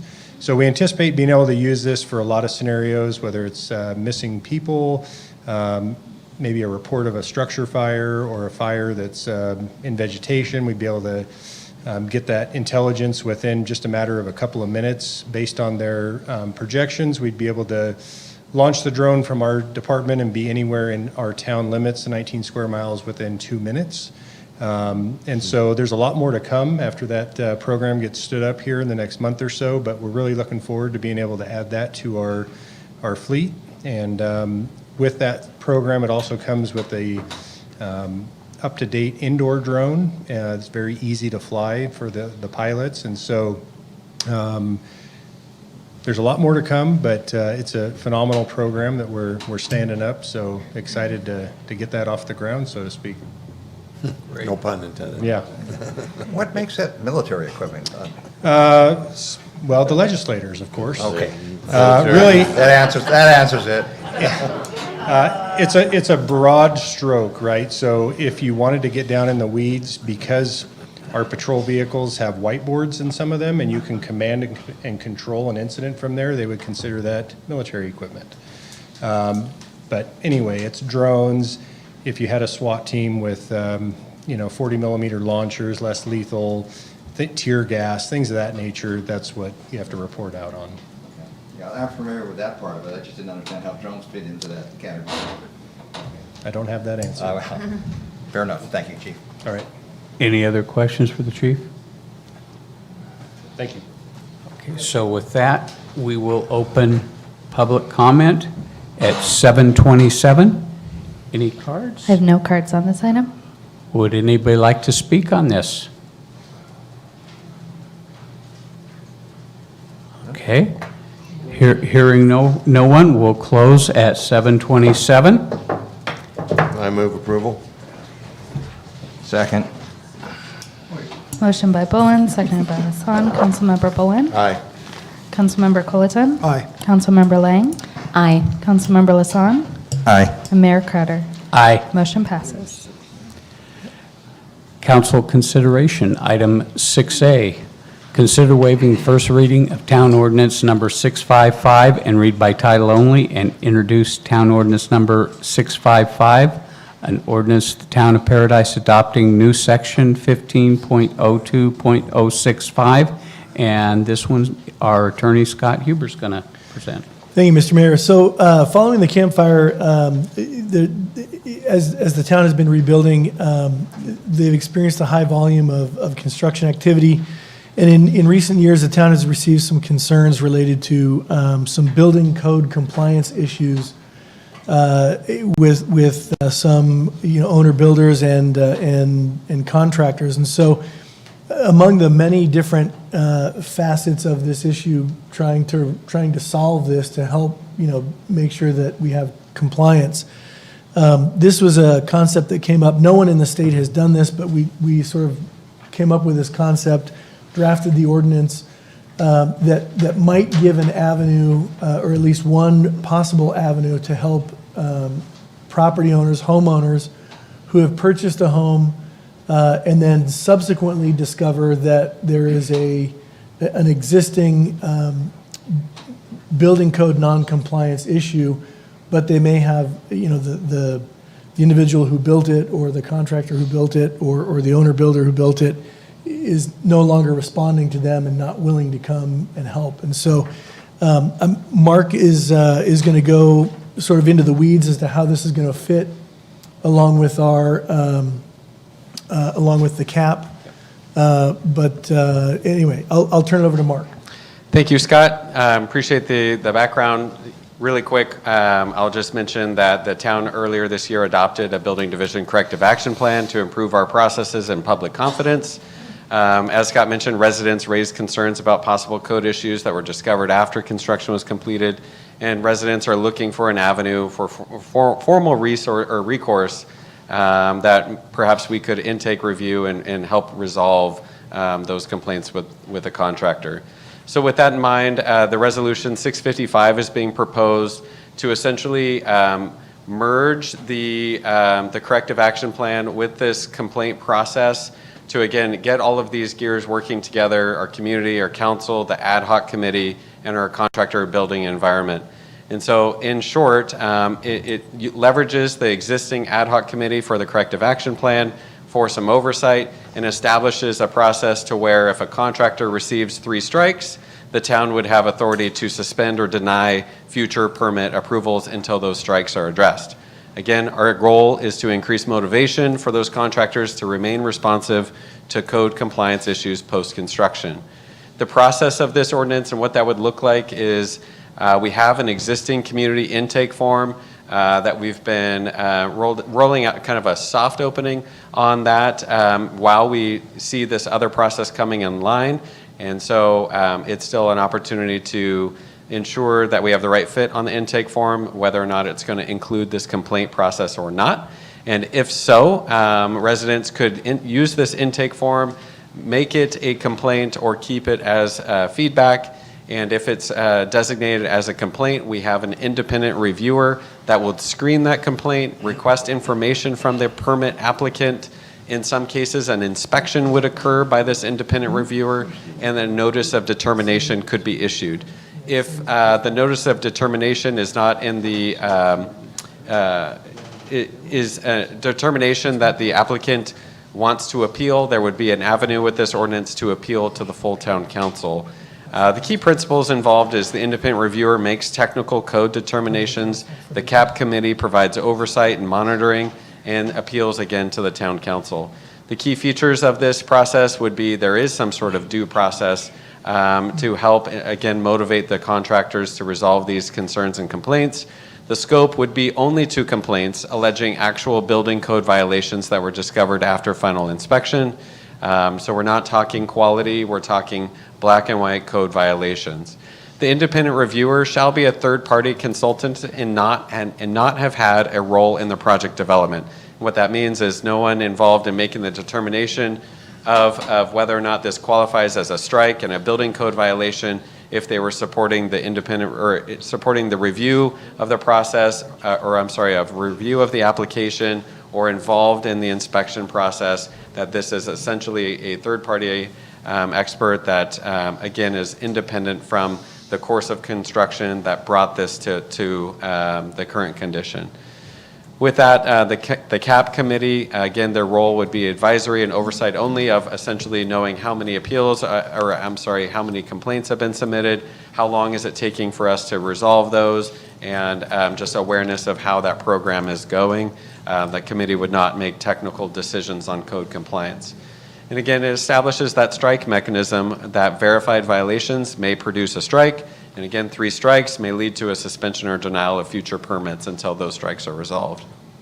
So I'm just going to take a moment to highlight our existing survey. If you have any questions at all ever about the Town of Paradise and our building division corrective action plan, our team has done a great job publishing the document as well as avenues for resources.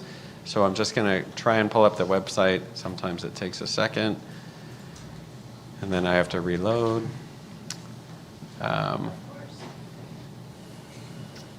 Okay, here we go. So if you have any questions about the building department, the corrective action plan, I recommend you start by, there's a number of avenues, including here at the top. We've got a lot going on. So, but if you look at the building department's building division corrective action plan, a lot of information. You can find the independent audit, you can find the CAP, you can find the existing survey intake form that does not include the complaint procedure.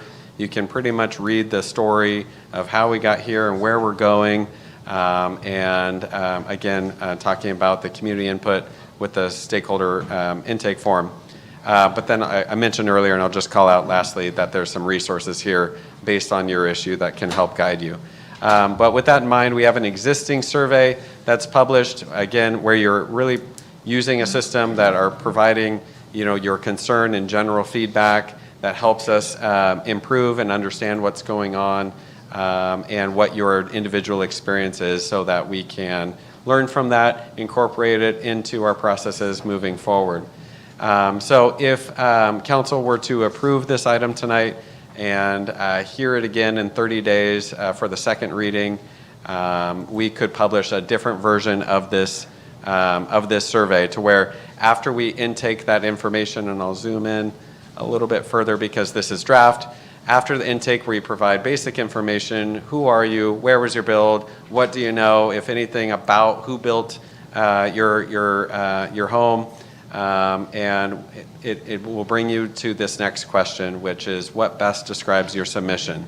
Is it a general concern, feedback, or request for a review, or would it be a formal building code complaint, and that may be reviewed under the Town of Paradise Municipal Code?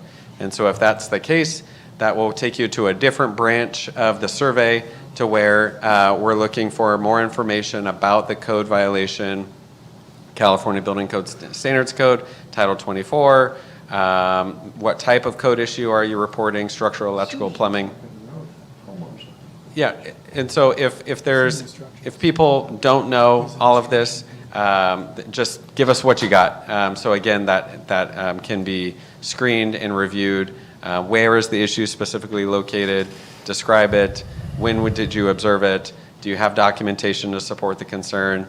Have you attempt to resolve this with the builder and so forth? And so what I'm trying to demonstrate is that we already have a process and we already have a committee kind of overseeing this improvement effort, and that if we are to approve this ordinance by establishing this process, it'll provide an avenue for people's concerns with their specific homes, again, to see those code issues where the responsibility rests solely with the builder to resolve, to have a motivation to do so if they want to continue working in the town, receive future permits. We need those resolved. And so with that, the action requested tonight is waiving the first reading, introducing the ordinance that would essentially establish the post-construction building code complaint process, using an independent reviewer and keeping the CAP committee in their advisory oversight role. And then if approved, again, the second reading would be required in May. And if it were approved at that meeting, town staff would then be able to hit publish on that survey, start collecting that revise, really get the word out about this system, and collecting those intakes, and then starting the process to receive and manage those complaints and process them. So with that, I'd be glad to answer any questions the council or community may have. Yeah, Mark, what would happen if the builder is left and it's no longer pulling new permits or wanting to pull? What would happen for that type of complaint? Does it? Yes, yeah, I've heard that story, and it's an unfortunate one, obviously, where we're really hopeful that contractor and builder communities are going to be responsive to these issues. And this is where ultimately some of the existing resources online, whether or not you have a dispute with your contractor and you want to file a complaint with the CSLB, you could file a civil or small claims court. We have information about the right to repair law. Again, that does require some buy-in from the builder to do that. And then, of course, there's higher level alternatives with pursuing licensed professionals and state oversight agencies, consumer fraud and deceptive practices. And then, of course, if your builder is a manufactured or modular home, your avenue for a resolution is going to be with HCD. So, if someone is not building in Paradise and there's an issue with the home and they're not being responsive, it's really a difficult situation to resolve and an unfortunate one. But this is something that if they want to continue to build in Paradise, that we're going to need to see some responsive-ness on these complaints. Yeah, I get that with the continuing to build. I'm just curious, how would we point these folks that happen to fall into that particular category where their builder built a few houses and decided it was too hard and walked away from Paradise and is no longer honoring any warranty? Would we just say, hey, go to these hyperlinks Yeah, Or we help you them know, out? certainly small claims court, civil court is going to be the best next step Okay. if they're no longer contracting at all, you know, with a license with the CSOB. Yeah, it's important to remember this is, to use an analogy, one tool in the toolbox. This is not the tool that's going to solve all of the problems. This is just one tool in the toolbox. Mark, on slide 5, I had a question about some of the language. Sure. Let me get back. Okay. The intent, as Scott implied, is to be one of the tools in the toolbox, implying accountability, correct? So may, or maybe this isn't, oh yeah, may versus shall. What is the variable there? That if it's a sorry. verified violation, that it may produce a strike, and 3 Well- active verified strikes may lead to suspension? What's the variable? Yeah, I should say may produce a strike would be shall produce a strike. I'm Okay. comfortable with that. That's just a, Yeah. language choice as I'm preparing the slide. But if it's a verified violation, the earlier reference about, independent reviewer may do an inspection, that's because Well, that's- it might yeah. not be a not qualifying be- code violation. Sure. But certainly, If it gets to this point, though, I would think that it would be a shall. Yes, The ordinance uses the word shall. yep, I'm just corroborating No, with I the got representation you. of the language here. yep. Here, let me, here we go. Does this apply to owner builders too? Fixed. Yes. Put shall in there. Huh? Yes, it does. So the language will be owner, not just contractor? So the language actually utilizes it defines who this applies to as a permit applicant. Applicant. So whether you're an owner builder or a contractor, if you apply for a permit, it applies to you. And it also applies if under the owner builder law, if a property is owned in an LLC, a limited liability corporation, it applies to that corporation and to the principals of that corporation. It's not just the corporation, because we've defined it that way. Because what I didn't want to do is create a loophole where someone could just create an LLC, build one property, then for another $80 you create another LLC, do a new property. It applies to the principals of that LLC as well. Does that apply to the principles of current and active LLCs, or Yes. what about LLCs that have been issued permits that are not current and active? It still applies to any individual or LLC who is a permit holder. Even if they're not a current and active LLC? Correct. Is that appropriate for us to be issuing permits for inactive LLCs, expired LLCs?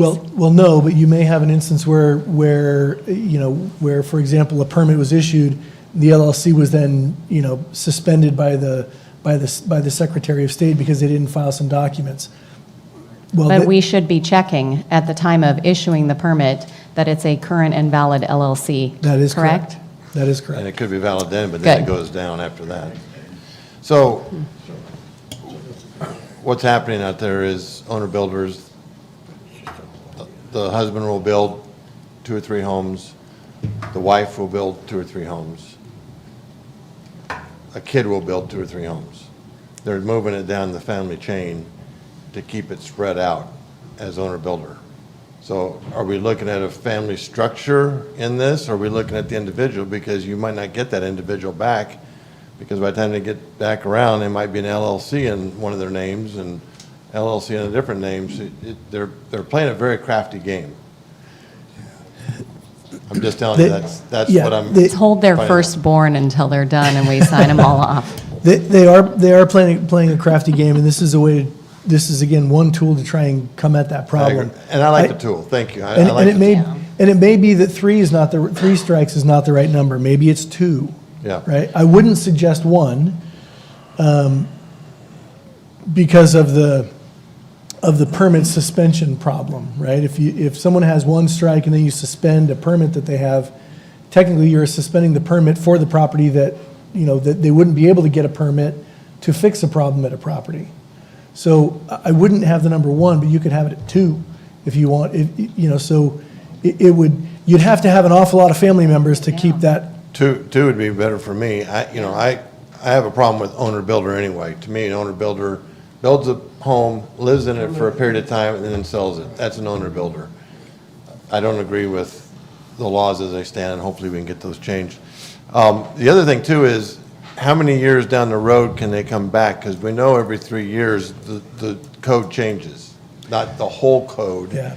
but parts of the code do change. So- So I could have a house 6 years old that it isn't complying in some way to the code right then, but it was back. So it would have to be compliant with the code at the time of the issuance of the And we have that in occupancy here? permit.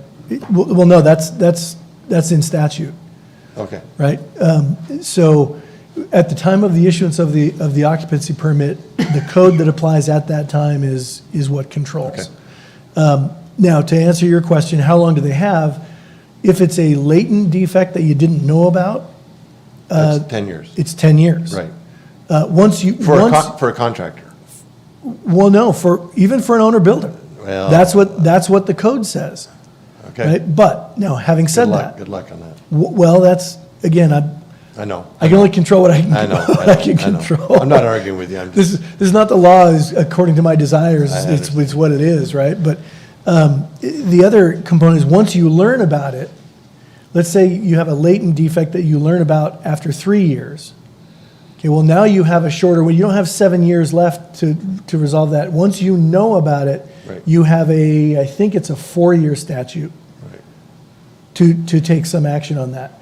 I wouldn't recommend waiting at all. Once you find out about it, once you learn about it, bring it forward. And a paint defect is 1 year. Yep, that's right. Okay. I like it. I'm not arguing against it. I'm just, got to get this wrapped around my head. And in the ordinance, we did establish a 10-year period for these to be brought forward. Okay. Yep. I like the 2 strikes. And again, if that's the desire of the council, we can change that for the next version. What I would say is, just getting into the weeds of ordinance passage, you can make any modifications to the ordinance today. On the second reading, if you make any changes to the second reading, has to come back for a third. So the final time, when you want to approve the ordinance, it has to be approved without any changes. So any changes you want to make, all of that is a long way to get to. Now is the time. Well, and based on what you guys are saying, then I would recommend that we might reduce it to 2, because the purpose of this is we want to get the bad builders, put them on notice. You're not welcome to do bad building in this community. You know, none of the people buying homes here, none of the people rebuilding here deserve to be taken advantage of, and the bad builders are taking advantage of this community. So I would say let's make it where we can, let's put a bigger hammer to it. Make it 2. 2 strikes, you're out. It's a new ballgame. You're going to open it up to public? So cards? I have no cards on this item. So what's? 2? 2 strikes with the modification of that language. Yeah. Shall and 2. The shall's in the ordinance, and 2, we can do that. It would need to be done by a motion and a second and a vote. I'll make a motion, we change the language to shall is already there, but also change it to 2 strikes, you're out. I'll second that. Motion by Colleton, seconded by Lang. Councilmember Bullen? Aye. Councilmember Colleton? Aye. Councilmember Lang? Aye. Councilmember Lassonde? Aye. And Mayor Carter. Aye. Motion passes. 6B, discuss future use, if any, of transient occupancy tax. Mr. Mayor, before you start, since I was the one that brought this to the council to reinstate the TOT tax being shared with multiple community groups, and since I am employed by one of the recipients of those community groups, the Paradise Performing Arts Center, I will recuse myself from this item.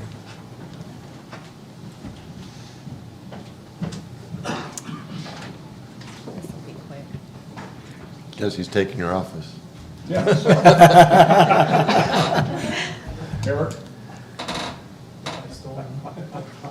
Okay, Colette. Thank you. Good evening again, Mayor and Council. Tonight, we ask for direction from the Council regarding our transient occupancy tax. So as you know, back 3 years ago, Council directed staff to institute a program that we call the TOT Community Reinvestment Program. This program was intended to take a portion of our TOT funds, which are funds that are collected on short-term hotel stays and that are intended to offset the impacts of those short-term hotel stays within our community, to take a portion of those funds, $100,000 per year to be exact, and give them to community groups whose one of their primary goals is tourism. And so a program was created that was approved by council where a portion of those funds, $45,000, were allocated to the Chamber of Commerce, and the other $55,000 were allocated among community groups who applied for those funds. To be eligible, a group had to be located in Paradise, it had to be a nonprofit organization in good standing, and it had to have a primary goal, one of their primary goals, be to promote tourism within the town of Paradise.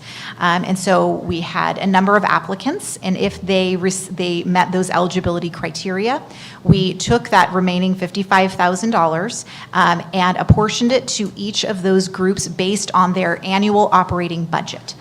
So that's how those numbers were determined. There was no application, there was no subjectivity to it. It was just based on their operating budget. So we instituted that program for the last 3 years. So each year, each of those eligible applicants received the same amount of money each year. Those who received the funds were, of course, the Chamber of Commerce. We had the Paradise Performing Arts Center, the Gold Nugget Museum, Paradise Arts Center, Theater on the Ridge, and the Paradise Symphony Orchestra. Those were the recipients of the funds. Each year, we did ask those organizations to submit their work plan for the year in advance, and then at the end of the year, give an overall report and also report that back to council. So that has concluded, and now that that period has concluded, we are back asking for council's guidance on how you would like to proceed. So again, the town of Paradise collects the transient occupancy tax. We do have less of that. We are collecting less of that now than we were 3 years ago. At that time, it was around $200,000. So that $100,000 we put into this program was half. But at this point, we're receiving less than that. And for the next fiscal year, we are projecting about $140,000 total that we will be receiving of those funds. So with those, we are asking council for direction on, and the options are quite open. I did list some in your agenda packet. One of those options would be to continue the program that we started 3 years ago. I would recommend if you did do that, that we would have a new application period, and that we would ask for organizations to apply again. We would do, if you wanted, the same eligibility standard and go through that same process. We could continue the program but change it in any number of ways. You could change the amount of money that we are putting into it from the TOT. You could change the eligibility requirement. You could change any of the ways that this program is done, the number of years it is done, for example. You could make it a 1-year period versus a 3-year period. Or you could direct staff to do something different with these funds. You could have it go towards economic development projects, towards a future economic development coordinator position that will be coming in a future agenda item. Or another way that council deems necessary for these funds, or to just have it budget back into the general fund, which is where these funds go normally. I will mention there is no requirement for TOT funds to go towards anything specific. They are just generally a general fund revenue source that are meant to offset the impacts of short-term stays. That's what they're intended for. And so with that, I am happy to answer any questions you may have and just looking for your direction after discussion. Questions for Colette? Well, we'll start off with the decrease from 200K to 140K. Is that due to the contractors that we no longer have on the ridge? Is that why? Because I'm seeing the population increase and going, Why did this number go down? So help me understand that first. Yes. Yeah, in looking at those numbers, even 3 years ago, it was a little surprising to see that number that high. That was higher than our pre-fire number for TOT, and that was surprising. And so now looking at what has happened, it does look that those were kind of artificially inflated by people who were coming here to work and could not find other housing at the time, and so were staying in hotel rooms. And so now that has changed. There is more housing available, so we're just not seeing that number be as high, unfortunately. So with that, my thought was the last time we did it was 50% of the TOT. So that's why we picked 100K. That number, nothing magical about it, was just half. You know, we might reassess that, I would think, whatever the will of the council is, but I'm thinking we'd bring it down some. My question is, are we collecting on the Airbnbs? Because I'm understanding there's like 27 Airbnbs, at least that's what I was told, and they automatically collect those funds. Did they pass that on to the town? Do we know that that's in this 140K or not? They are supposed to. Of course, I don't know if Amy is here to talk about that in those numbers, but so they are supposed to. There is some self-reporting of that that needs to be done, and so there is, of course, that question, and that, you know, that issue did come up when we were talking about, you know, kind of Airbnb and those sort of rentals and the parameters that we as a town put around those, and, you know, whether or not we were receiving those funds, and how we can make sure we are collecting those, but they are intended to. And one final thing, I was the one that kind of pushed for the project where they would report back. Have you looked at those reports, and do you feel comfortable with those reports showing that we actually had an increase in tourism because we spent this money? Because I'm all about a return on investment, okay? You spend money, the town's money, we need to get something in return. So did we get something in return, and have you qualified each one of them saying, yeah, they did this much or they did that much? Is there some way we can feed that back in? If we decide to go with this, can we feed that back into the front end of the cycle and saying, okay, this particular entity, you know, did way above what it cost to the town to bring in tourists and all that, and this one did not do as well and probably should not receive future funds. Were you able to come to any type of conclusion based on the reports you were provided? Well, I would say generally, these funds certainly did work to increase tourism, and I think that is really clear. All of the projects and expenditures that they made were very focused into tourism and to beneficial things for each of those groups. You know, when it comes to how successful those things are, there are so many variables for that, and it's easier to collect that type of data with some events and some expenditures and harder on others. And so it's difficult to do a direct comparison like that. I can try to do that. If you would like me to, I can make that analysis. I haven't done that exact analysis for tonight, but I can attempt that. There may be some assumptions in there, so it may not be, you know, exactly what you're looking for, but I think we could do a little bit of that. Again, you know, I hesitate to really compare because the organizations are very different in what they do and, right, the types of events they put on and whether they were putting it into marketing or into, you know, really kind of nuts and bolts putting on a show. You know, for example, marketing is very difficult to kind of show a direct correlation to what is happening, but it's very important, as we all know.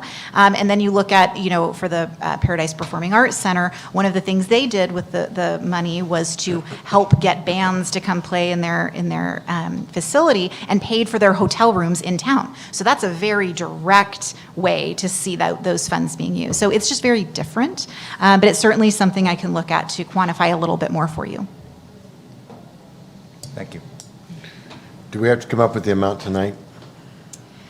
No, there is really nothing you have to come up with tonight. I'm just looking for direction, looking forward towards the budget. That's really what I'm looking for, is direction from council on how you want this to be handled for the budget as we go through the budget process. And so if you give me general direction on what you'd like to see, if it's a program or something else, I can come back next month with a more vetted out program, you know, some different options for funding amounts, what that might look like if you would like, or as much detail as you want to give tonight as well as would be great. Okay.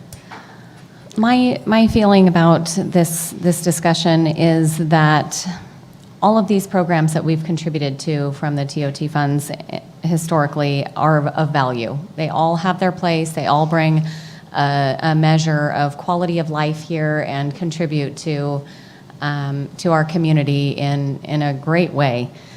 So I don't want to minimize any of their weighted impacts on our community. However, I do also feel strongly that we are at a crossroads of needing to double down on our economic development. And I don't know how else to say that, but it has to be the top of our list and the top of our focus. And I feel very strongly, as was conveyed by multiple members of the community that submitted their feedback and their input, that our Chamber of Commerce has really led that, even ahead of the town, quite frankly, has really led the efforts on the economic development front. And I feel like despite the reduction in our fees that we're collecting, I think that we should consider distributing a more significant amount to our Chamber of Commerce. I also would appreciate that our landscape of our community and everybody's role in it is very dynamic and evolving by the minute at this point. There is nothing static about our community. So with that being said, and recognizing that these other entities are very valuable, I would maybe pose that we don't do that for the full 3-year span and reevaluate where we are in a year or 2 years, so that it doesn't leave those other entities without support for the full 3-year span. That's just a thought, because I want to really get behind economic development and support the robust efforts of the Chamber of Commerce. But in a year, we might be looking at something, it might look different. We might have had some giant grove of money trees sprout up somewhere and not be in this situation, or, so that's just my thoughts on the. And mine's kind of similar. And again, not slighting anybody. I think, and it's always been, the chamber has gotten the lion's share, which they should. They've, I remember the day where they acted as our visitors bureau and didn't get anything. So they're really stepping up their game and expanding now. So, and I'll leave that up for proposals, but, maybe looking at readjusting the splits. And, I don't want to get it so divided that it makes no impact to anybody. But, so that's kind of where I'm at. We got cards? We got cards? Are you? We have cards, I'm asking. Any more questions? Well, no, I was going to make comments after cards. Okay. First card is Monica Nolan.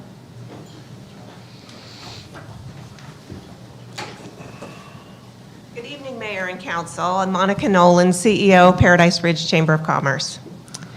As you consider the future of the TOT Community Reinvestment Program, our goal is to demonstrate one key point. A sustained, coordinated strategy is what moves the needle. Over the past 3 years, the Paradise Ridge Chamber of Commerce has intentionally built a program designed to foster growth and revitalization. This is not just tourism promotion. It is a strategy to attract visitors and convert them into residents. Positioning Paradise both as a destination and a place to call home. We have consistently provided clear, outcome-based reporting that ties our work directly to the program's mission and to measurable economic indicators. We also recognize that TOT revenues are lower than in prior years. That makes it even more important that remaining funds are invested with focus and strategy. This fiscal year, we launched the Your Piece of Paradise campaign. In just 2 months, it delivered more than 181,000 impressions and generated more than 3,300 direct engagements. That means that our Sacramento target market is seeing Paradise nearly 6,000 times per day and choosing to engage with us more than 100 times per day. That is measurable reach and measurable interest. It is the front end of population growth. and that growth has real fiscal impact. Each new home build generally generates approximately $4,500 annually in property tax. Each new student brings up to $25,000 in state funding to our schools. More than half of every dollar spent at a local business stays in the community, creating a multiplier effect. And every new home supports 3 full-time jobs for a year. This is not just marketing, this is revenue generation and economic stabilization. It is also important to note that when we seek private funding, we are asked whether the town is invested. That local commitment signals confidence. Without it, those opportunities diminish. We are deeply invested in this work and deliver it at a significantly lower cost than if the town were to perform this work through staff time and resources. We are a lean, effective machine. In 2026, Paradise is a strong competitive product, but without a consistent, always-on presence in the market, we risk losing that position to other communities and to outdated perceptions. Marketing is not a luxury, it is an economic utility. It is the bridge between the infrastructure you are building and the revenue needed to sustain it. We respectfully ask you to continue investing in a coordinated long-term strategy through the TOT program in partnership with the Paradise Ridge Chamber of Commerce. Thank you. Well done. Well said. Right. How many times do you practice that? Second card is Kate Anderson.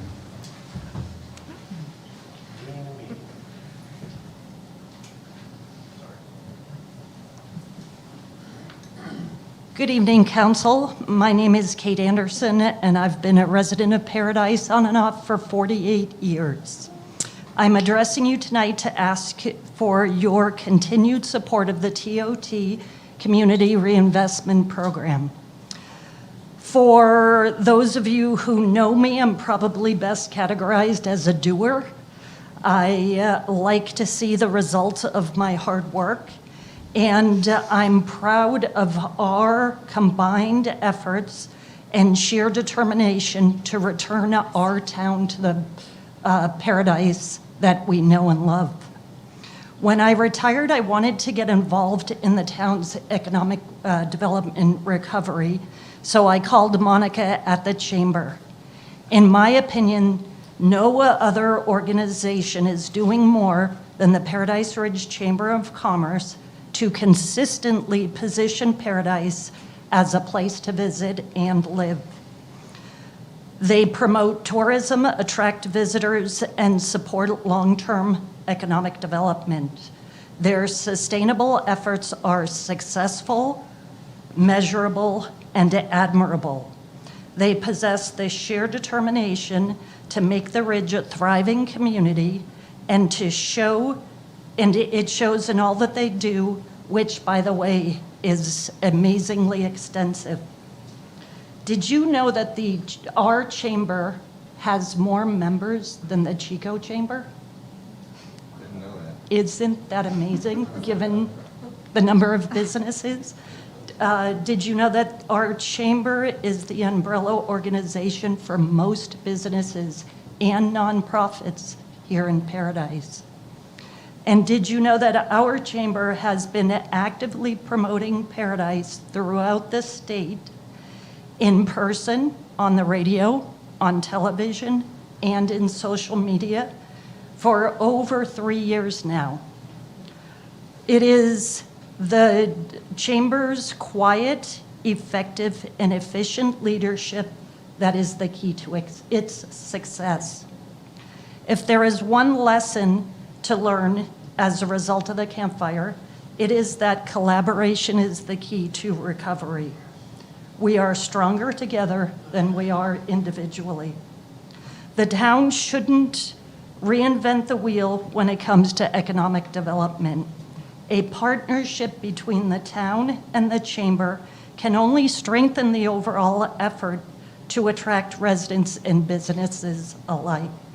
So I'm asking you to continue your financial support for the TOT Community Reinvestment Program or something similar.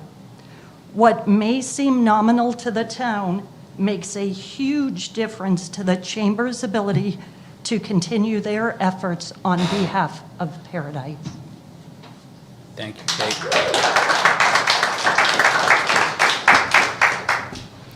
Warren Bullock.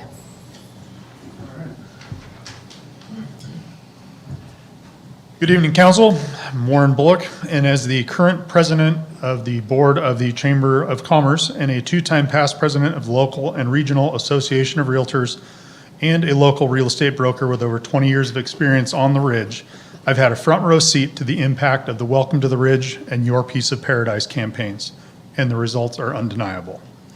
Today, the majority of our home sales are being driven by buyers who are either new to the area or individuals and families choosing to return and make Paradise their chosen home. This is not happening by chance. It is a direct result of strategic, data-driven effort to reintroduce Paradise to the marketplace, reshape our narrative, and actively recruit the next generation of residents who will invest in our community, schools, and local economy. Transient occupancy tax funding has been and continues to be imperative to sustaining this momentum. In rebuilding a community like ours, it is our most valuable visitor is the future homeowner. The Chamber's work has evolved beyond traditional tourism into targeted economic development, bringing in families, retirees, and remote workers who generate long-term revenue, support local businesses, and contribute to the overall viability of our town. Continued and expanded investment of TOT dollars into these efforts is not just beneficial, it is essential. Without it, we risk losing the progress we've fought hard to achieve.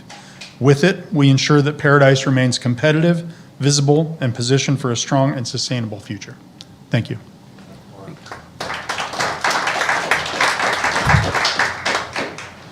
Casey Taylor.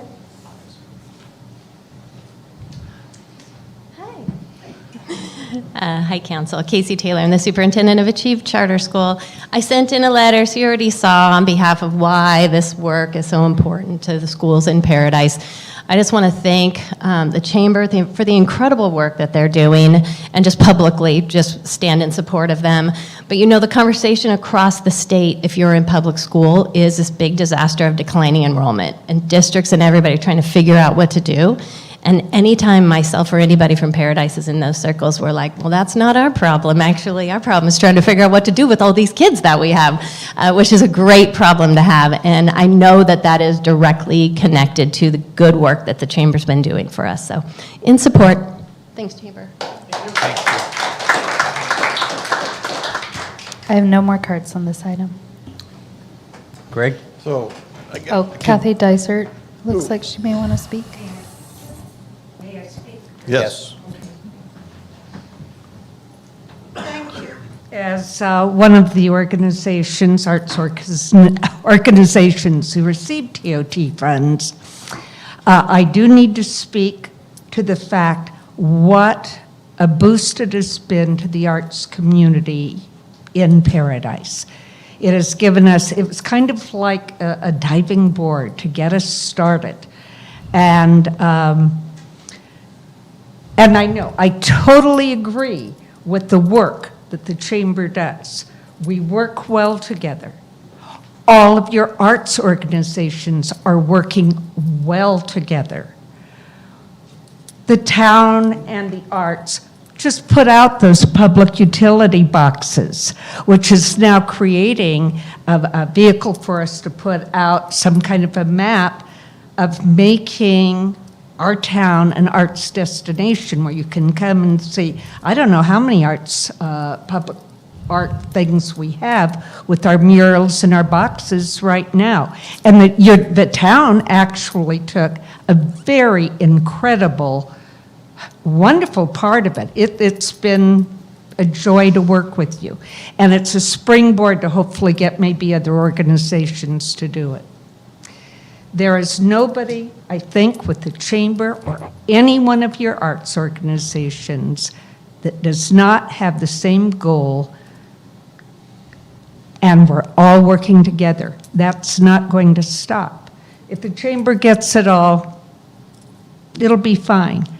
However, I guess what I'm saying is, if that's the decision, I think it's a sound decision.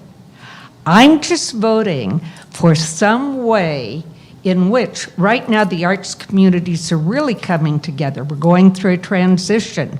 We want to make sure, like we have an arts district or something, that we are such a valuable economic development resource that you have. And you got a lot of free workers out there, as long as we're supported, and supported so that, that the arts are not lost into the terms of how hard we're working for not only the pleasure of the arts and all the other benefits, but also the vast economic development we are trying to do too on a niche market. We love all of you. We have felt totally supported by our town council. We feel totally supported by Mark. Oh, and by the way, the arts groups, if you'll notice, are also cooperating with other businesses like Burnt Barn. How many of us are now having our events and our fundraisers? So there is a tie-in and a collaboration that's going on that we are developing, I think almost uniquely in this town, where everybody's getting along. And the arts and the nonprofits are contributing and collaborating with our private businesses also. We do it at Nick's. We're doing it with PRPD. We've got some plans, Dan and I've been talking about creating more of an arts center there too. We're doing great, guys. Just don't lose us in a piece of paper. Okay? Thank you, Thanks. Kathy.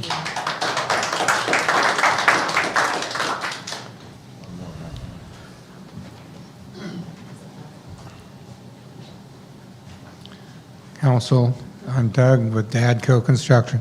I am a member of the Chamber of Commerce, and I feel great that they are there supporting us all. But I have to go with the other person who's speaking. I think that with your whole organization scattering and spreading the money out between the arts, the theater on the Ridge, the Performing Arts Center, the arts, we need to keep that split out evenly because they all bring in people from different sectors of this county, the state, out of the area. Each one, if you go to those events, you find people from Chico, from Sacramento that come to help back them, come to see the plays, come to see the musicians. So I think it's very much in your favor to split that money out, at least keep it going in small sections to help each, not just necessarily all in one lump sum, even though I'm for the Chamber of Commerce completely. So I put my support in looking at each of these organizations and not necessarily cutting any one out because they're all important to help make this town what it is. The gold nugget, all of them. They all have their place. They all bring in the people from different sectors, and that's what makes this town so great. Thank you. Thank you. And whoever wants to speak can speak, but it really is helpful if you guys fill out cards so we know where we're at. Go ahead. Sorry, I was late. I'm new here. I'm related to Heinke Farms, and I know that they had 16 vendors for their farmers market at their event on Saturday.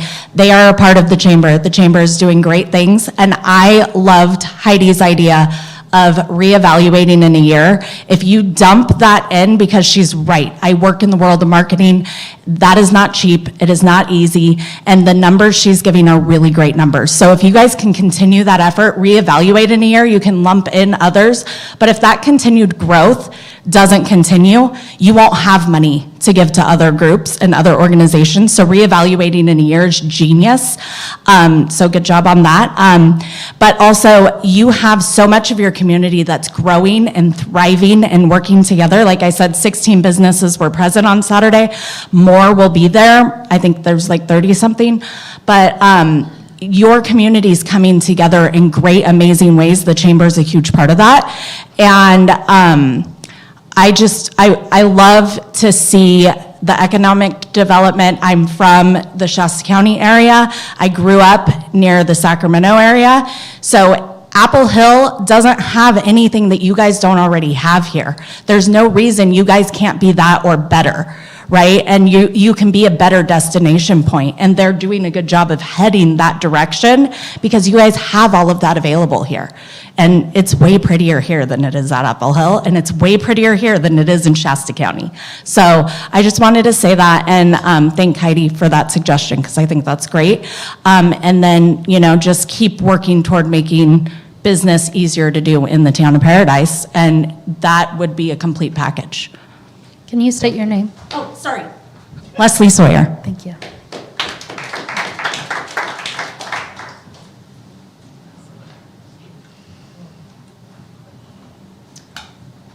Melissa Schuster. I just, most of you know that tourism has been something that I've advocated for as an economic driver for many, many years. And I want to tell you right now that this chamber is the most dynamic it has ever been. And it's going far beyond what we were many, many years ago. I remember in 2008, we had a fire then too. And there was also a recession. And I remember our then town manager coming across, taking 50% of our operating budget away from the chamber. And Katie Simmons was the executive director back then. And Katie and I just became puddles on the floor. A few years later, Monica came on board, and the chamber has been growing, and she figured it out after losing everything in the fire, after our offices and everything that we had were gone. And again, I think this is another one of those opportunities that we have, and in some ways it's an obligation to show the rest of the world how we do it, because we do it best in Paradise. And it is absolutely heartwarming and wonderful to see our arts come together, to see our community working together in the way that it has been, to see these beautiful things happening in the community, and I would add Hope Plaza to that too. And so the more we can support them, the more we will all benefit from this work. Thank you. Thank you. Okay. Greg? Yes. So I don't believe we need to do the 50% rule. I don't, we're projecting 140. Right, correct. To me, this is an investment. And, if we did 100 last year, I believe we should do 100 this year. It's just something, or more. To me, that's money that comes in that we can use to invest back into our city and into our future. I don't know that I would put all of it in a chamber. I love you guys. Don't get me wrong. Don't shoot me when I go out. I think you guys do a great job, but I do think there's a portion of that should go to the arts. I do think there's some that there's a balance there of some sort. I think the lion's share would go to the chamber, absolutely. But I do believe that as Paradise grows, if we don't grow other aspects of it also, we become singular focused. We need to be spread out. I think the arts does that for us. So that would be my thoughts moving forward. So. To those two, what you're saying, or I'm sorry. Would it go to just to those two, the arts and the chamber, or are you saying all of the ones that we gave last time? Well, the arts and chamber are the two that showed up tonight. I don't know. I mean. Well, that's not. Maybe they didn't know to come. I don't know. I might mention, when we started this program 3 years ago, we put out a call for applications and said, if you are a nonprofit organization located in Paradise and tourism is one of your main goals, you can apply for these funds, and this is how it works. And we had a number of applications that did not meet that I read their application and said, you're amazing, I'm not going to name them here, you're amazing, but you don't actually do tourism. And so these 5, I think it was, that were selected in addition to the chamber, it was because they were promoting tourism, doing events, bringing people here. So when I say, promoting tourism, it means doing something that is bringing people from outside of Paradise to Paradise for some reason, somehow. So that was how we did that, and we selected these. And again, there was no judgment between, your application says this and yours says this. It was strictly, you are bringing people into Paradise based on your mission of your organization, and so then we are going to apportion the funds based on their operating budget. So that was how the amount was determined, and that was in order to make it make sense for the size of each organization, because again, they're all different. So that was how it was done before. We could do that same process again, or if you have other I like other that interests. idea. I like doing that. I think that's a Okay. good idea. And we have them come and we can either develop another committee, oh Lord, and have them decide, how that splits up. But do that. But I do like the idea of the 3-year time frame. We can reevaluate every year. I get the reevaluation every year. The problem is if I'm the chamber or if I'm someone else, I want to know there's right. longevity to what we're doing. Yes. If I'm That was why investing we did something it and I don't that know way. that I got it next year, Right. my investment's going to be held back because I don't know if I need to hold back to make sure I don't invest at all so I have some more for the next Right. year. If I know I got those 3 years, I can invest and I can do what I need to do and set my programs in place. Right, and that was exactly, if you remember, why we did it that way 3 years ago. And again, this was kind of a pilot to see how this worked, but we wanted to make it a stable source of funding so these groups could do some longer-term planning. Right. But we didn't want to make it open-ended like we had done prior to the recession, Right. prior to fiscal year 2009. It was just kind of open-ended. We wanted to make it a little bit tighter, but that was the idea at the time. And again, we did build in that, every year they did have to report back and come to council and do that. It was more of a formality. It really wasn't, we read over it to make sure they were doing what they said they would do, but we did not reevaluate the entirety of the program. So we may do that differently if that is council's desire. So that's open for your thoughts. And I think the evaluation is good because if something happens in an organization and they fall out, Right. We start reallocating those funds. Right. So I think that's a good idea. But anyway, that's my thoughts. I say the 100 minimum, if not more, and then we have them come in and tell us why it should go to them. So Yeah, I can live with that. I like the idea that we'd use the same process as last time, that we would have them say why they should get the funds and looking at their operating funds to help us with the numbers. And I would have no problem with the 100K since it's coming from tourists and then it's helping. But again, I struggle with the issue that we constantly are confronted with, and that's economic development. I really like that focus. I don't know how we can do that. Absolutely. And that would be the next discussion is, which ones, when they submit, which ones have a better track record on supporting economic development. I think that would be a criteria that we would ask Colette to evaluate when you see those requests for funds. At least that would be my input, is that we have that filter that it says, okay, we really are interested in economic development now. Does this do that? Does it, besides bringing tourists, does it help us with the growth? If you could do that. Maybe you can't, but I mean, that's where I'm at. Certainly we can. We can make the process however we like. We could make it very competitive if we wanted to, or we could make it less competitive. And so our goal last time was to make it not competitive at all. It was really just you meet the minimum threshold. But we could make it more competitive, where you do have to submit a competitive application and really make the case for what you want to use the funds for. And then we make a decision based on those applications, based on a scoring rubric, kind of like we do for many other, bids and that kind of thing.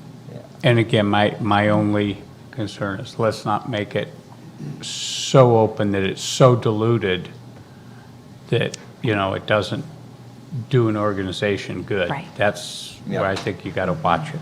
But I think even the chamber would say we need to be well-rounded in what we do in the arts and all the different things that go on. I mean, it can't just be, but that's our focus. It's absolutely our focus. It's got to be our focus to get business and industry up here. Yeah. So there's no doubt about that. So I would like them to have one criteria in there that talks about economic development. How are they promoting Okay. that, besides promoting tourism, promoting that, just to see if they have some ideas that they're going to bring to the table that would help you decide which ones get what. That sounds great. And just for context, so the way the program was before, the chamber received $45,000. That was their allocation. And then the others ranged from, the smallest was about $7,000 per year, and the largest was $15,000 per year. So that was the range. I don't know that we have to be locked into that, but, bring that back to us type thing, yeah. Sure. So again, it was based on their operating budget. So what I did was I took the total amount of $55,000. I looked at each of their operating budgets and determined as a percentage basis how much they would receive based on what their operating budget was. So it wasn't a determination of, they didn't ask for a certain amount of money. It was just based on their operating budget. You guys okay with that? Okay. Yes, you're going to bring back a proposal, we'll discuss it. Yes, yeah. So I'll bring back the program based on this. It sounds like it's going to be very similar to the way the program was written before, however, with the addition of the economic development kind of criteria in the application. And I can have some options on how we apportion the funds, if you'd like, to talk about that a little bit more. That would be helpful. Okay. Good. Okay. We need a, Nothing. No vote, just that direction. So Okay. I think I have the information I need. Thank you very much. So on this next one, I'm going to have to step out. I have a conflict Okay. on 6C, so I'll okay, step out. just go into Mike's office. I'm not going that. No, I'll go this way. Go to the principal's office. Okay. 6C, consider adopting resolution number 2026-26, a resolution of the Town Council, Town of Paradise, providing for the summary vacation of the existing 12-foot wide public utility subdivision. Mark? Thank you, Mayor Crowder. Good evening once again, Council. This item is pretty straightforward. We're asking for the Council to concur with staff recommendation to go ahead and abandon a 12-foot public utility easement that was recorded in the Wildwood Estates subdivision, Book 24 of maps at page 49, located in Butte County, Paradise, California, at APN 053-011-047.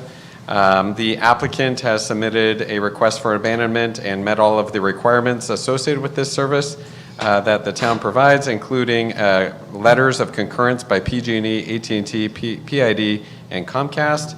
None of these utility companies, including the Town of Paradise for the purposes of storm drain, has an interest in this 12-foot utility easement that was recorded in this subdivision map. This summary vacation was prepared for the Town Council consideration in accordance with the Streets and Highways Code sections 8333 and 8335 and 8336. There's no financial impact associated with this abandonment. Once approval, we will record it, and once recorded, the property owner will have full use of the 12-foot public utility easement that exists today for their yard enjoyment. Can submit an application for a pool, place an ADU. Their use becomes, again, more unlocked than it is currently with this PUE recorded against the property. With that, I'd be glad to answer any questions the council might have. Questions? No. Cards? I move approval. Second. Motion by Lasson, seconded by Colleton. Councilmember Bolin is absent. Councilmember Colleton? Aye. Councilmember Lang? Aye. Councilmember Lasson? Aye. And Mayor Crowder? Aye. Motion passes.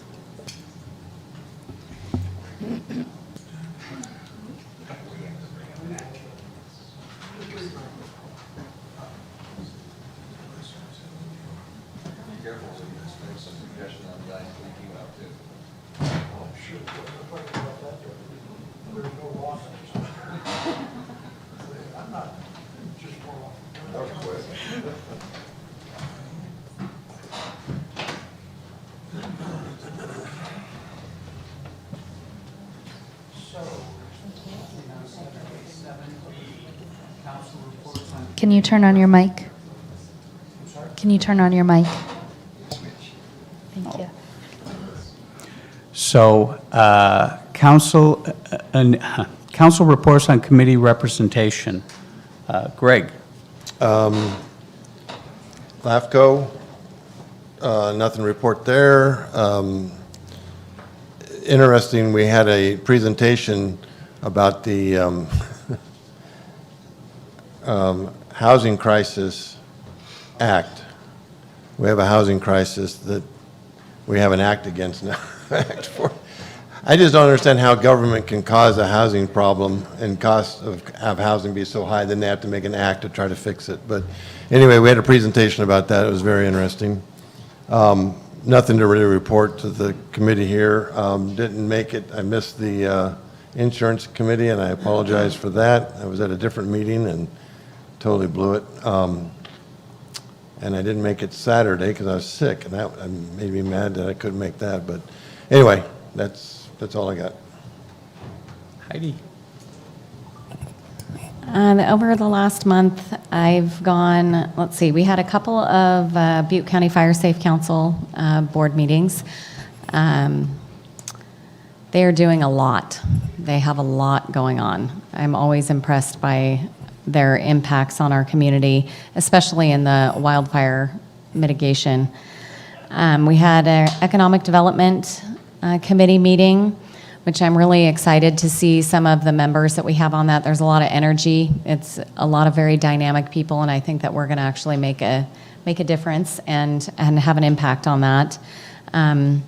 We've kind of covered a couple of the things just loosely that we've been discussing, but I'll just highlight that we're looking into a dedicated economic development coordinator, bringing a list of incentives for discussion at our next council meeting for the full council to consider, and also planning some industry-specific summits in the interest of supporting our existing businesses and how we can better help them to stick around and to thrive.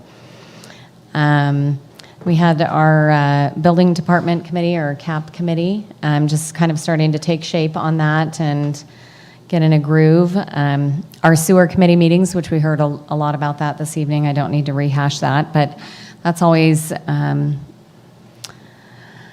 always happy to hear what we've accomplished every 2 weeks. It isn't always what I want to hear, or as quickly as I want to hear it, but I appreciate that we have regular updates and that we all stay on the same page and we're moving forward.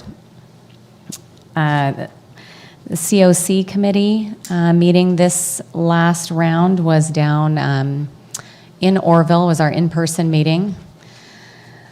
I'm not going to lie, that's not one of my favorite committees, but there we have it. We've had a couple of Rotary Chamber socials over the last month, which are always good to get together. Our chamber, as we just highlighted, has a lot going on in our community, and I appreciate their efforts. I was able to sit in on a chamber Zoom meeting also, where they were highlighting just the first 2-month impacts of that Paradise, the Paradise, oh gosh, it's late. Piece of Paradise. I wanted to keep saying Paradise Perspectives, but I knew that wasn't it. It was the other P's. Your Piece of Paradise. And that is a really cool campaign. And just in the first 2 months, they have gotten so much measurable response. I mean, even to the point they were able to drill down and show how many people in response to that campaign had come up here and looked at houses. So that's really exciting.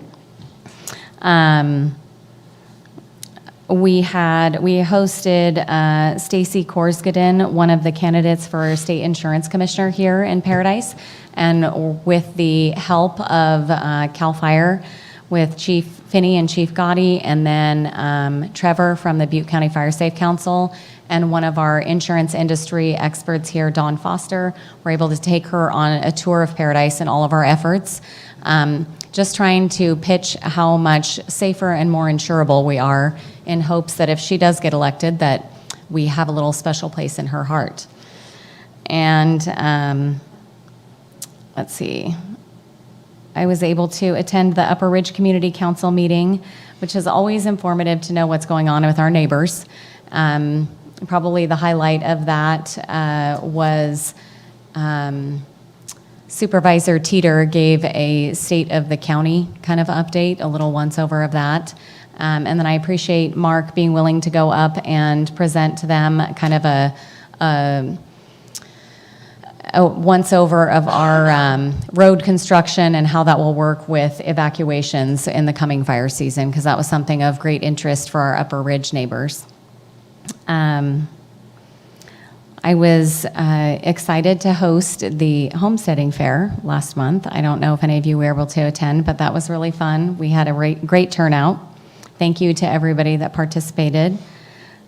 We had our insurance committee meeting, which we discussed a number of ways that we could increase the education and awareness and the safety in our community and take it a step further and to really get that word out to the insurance industry and help them, again, understand how much more insurable we are and how much less risk we have. We were going to work on increasing the number of Firewise communities here in our town with, maybe even a lofty goal of getting everybody into a Firewise community. And I was one of 8 people that attended the general plan workshop. Thank you to everybody that attended that. I would love to see more participation. I know that seems like a long game, like we're talking way far out, but not many communities get the opportunity that we have to, have a makeover like this. So look for the silver lining, be a part of our future, and weigh in on the general plan. Not on rants and raves, weigh in where it counts and where you can actually make a difference and have a constructive difference. I was able to attend the animal shelter grand opening, which was incredible. It's such a beautiful facility. Recalling that facility from way too long ago, and it hasn't changed much in my entire adult life. It was really exciting to see those upgrades, and I have scheduled a meet and greet with one of the rescue dogs there for next Friday, so that's kind of exciting. I got sucked into that. And then I was able to sit down with UDA yesterday and discuss some of their ideas that they'll be bringing back to us on the long-term recovery plan. And then the ribbon cutting for the Cypress family apartments and the groundbreaking for the Cypress senior apartments, which is another exciting addition to our community. And that's it. All right, I attended the Explorer Butte County meeting we had this past month, and that's where they talked about the T-bid money. There's a percent of the money that comes from hotels and Airbnbs that comes to them. They were concerned about the drop in the amount of money, and I explained to them, as Colette did, that the numbers are down. So they understand that, but they also were wondering whether we are actually able to collect on the Airbnbs, and that was a question I have not heard the answer to yet. So, but we need to be able to actually get that. And I recognize it's a small number, and so we don't want to expend a whole lot of our valuable employees' time on that. But if there's some way that we can get that money to come into the coffers to help out the different organizations that we're looking at to spread the money to, that would be great. Also, I attended the Paradise Animal Shelter ribbon cutting, and that just is a phenomenal facility.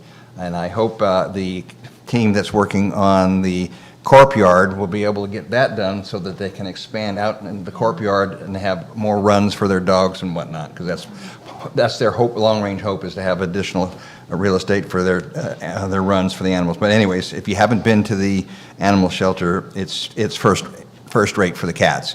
The dogs, they've improved it a little bit, but they need a makeover in that facility too someday.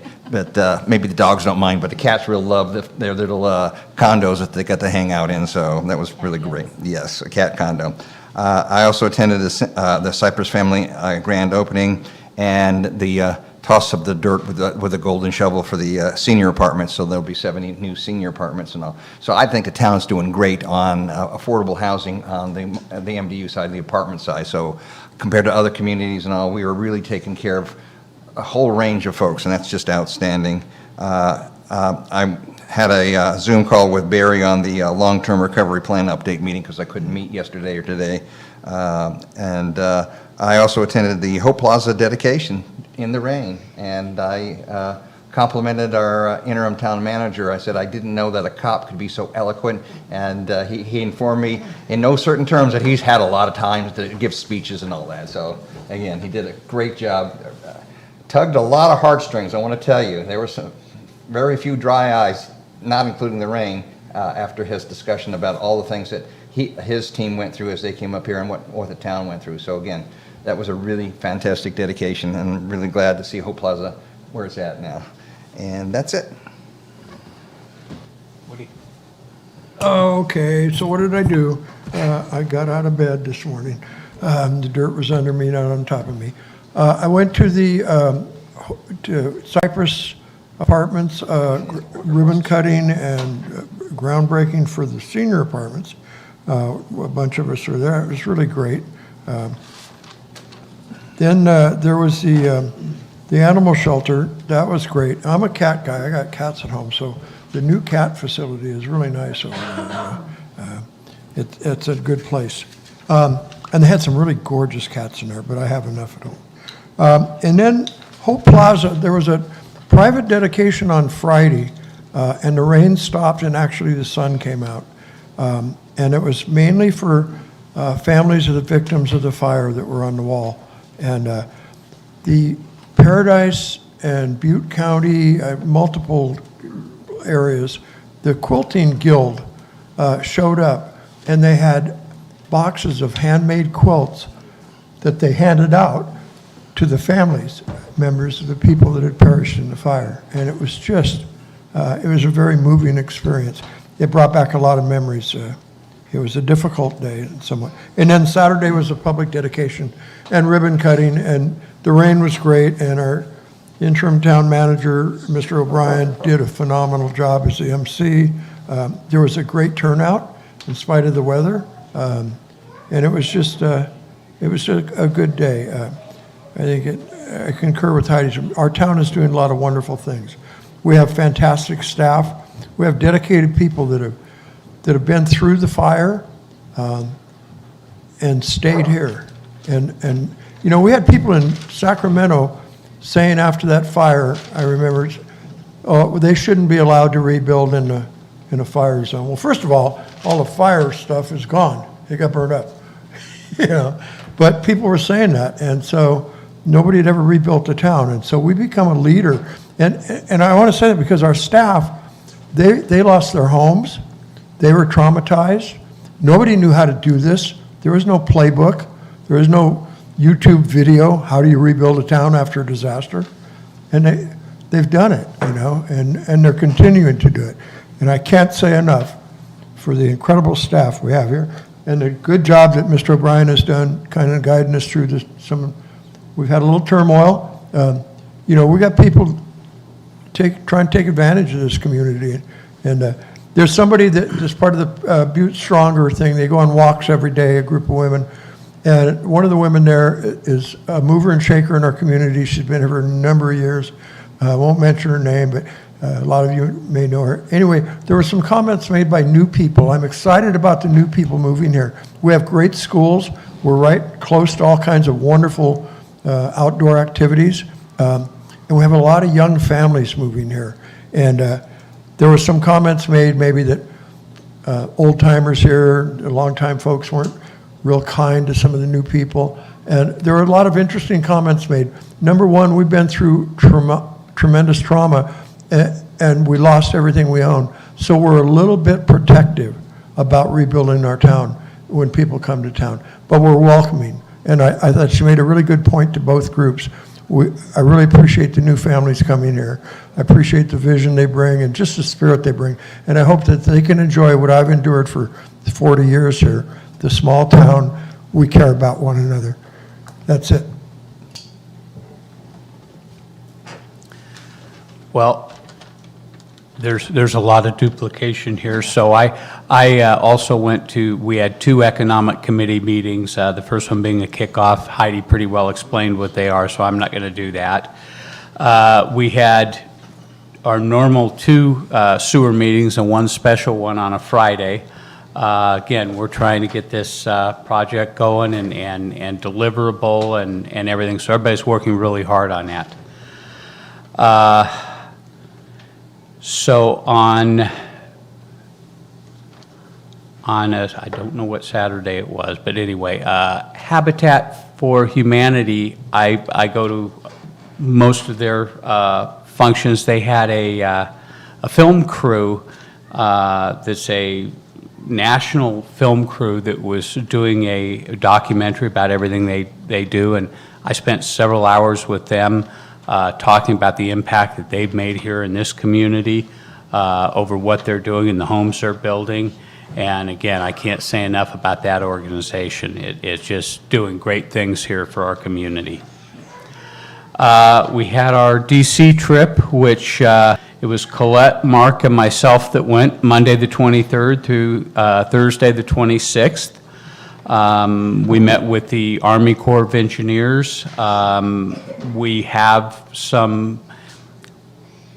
our late congressman had helped us get a $50 million grant, which actually is to Butte County, but nobody else really is used it. And it's a draw. It's not something you're going to get at once. We're looking at $2 million draws.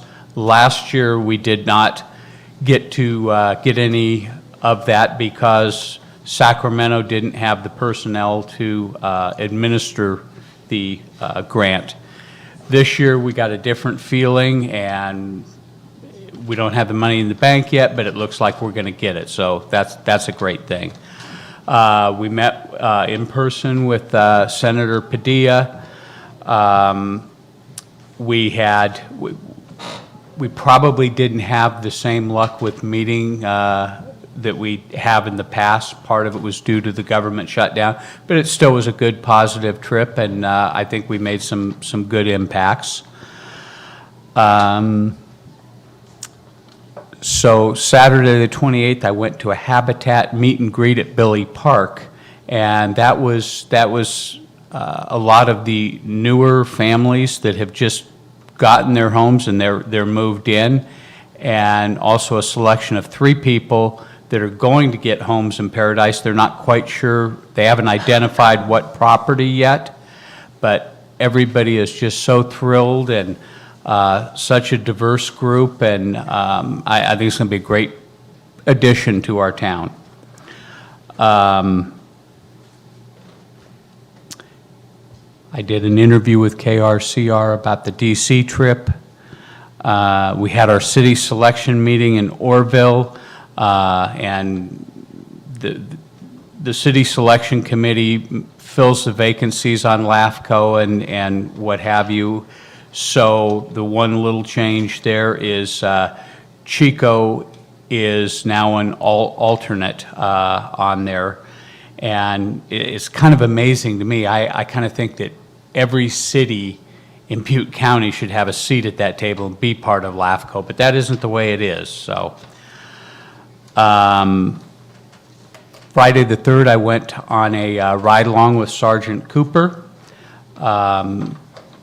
It was, I'll tell you, we just have such an amazing police department. We had one little response with a disturbance at our brick, and that was quickly taken care of. Everybody did a great job. I also, the animal shelter, went to that, and what everybody says is absolutely true. I remember in 2012 with our Rotary Club, we were over at that animal shelter and we were sticking these plastic slats in the bent chain link fence. That was really fun and tedious because we had no money to do that, and we were cleaning up the yards, and boy, what a difference. I met last week, or no, actually this week, with a citizen that had a utility pole dumped in her lot. She was on Action News yesterday. Scott wrote a fantastic letter, and I think we've got that all squared away. I spent all day on Wednesday, the 8th, in Sacramento with James Gallagher.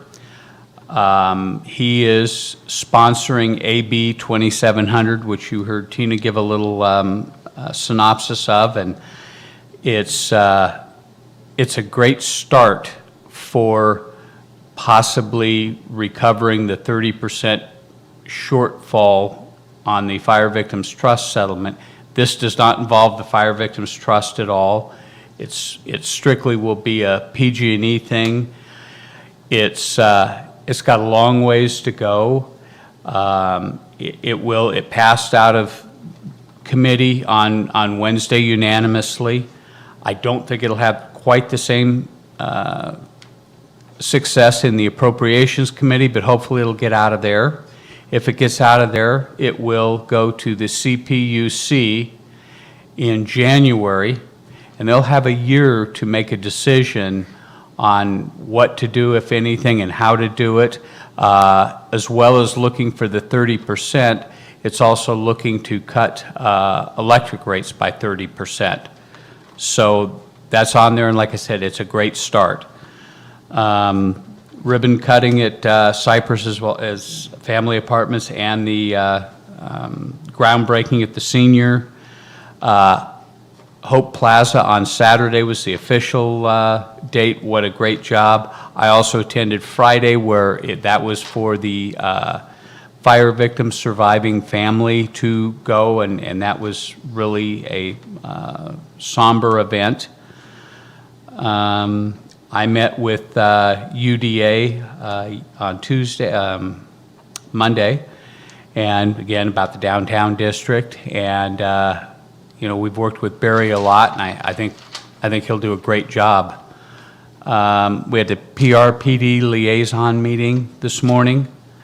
Also, Mike and Mark and Colin and myself met with Cliff, Melissa, and the Orenco rep, Mike, about what you heard here tonight, and that's what I did.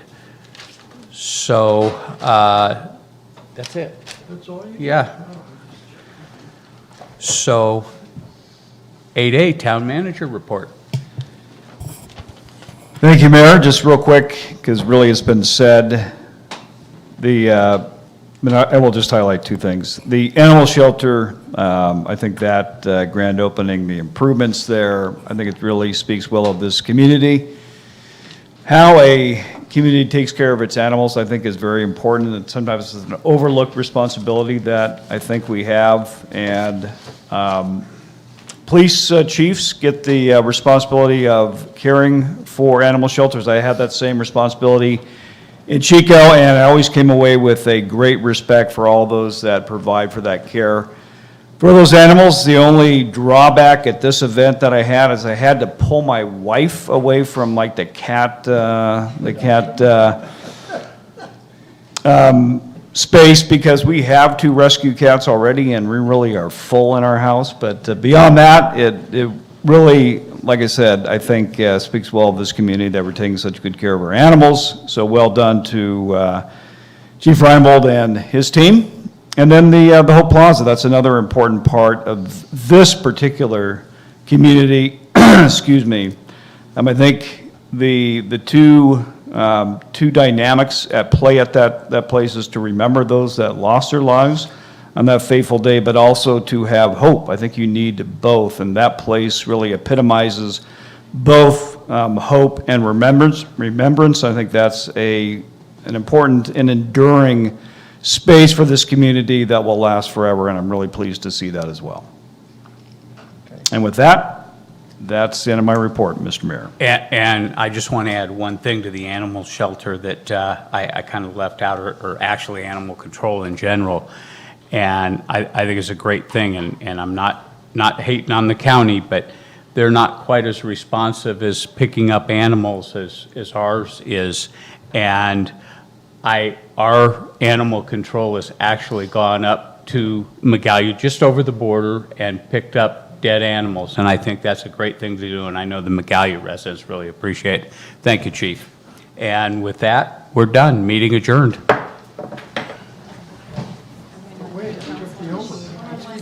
Oh, he skipped over it.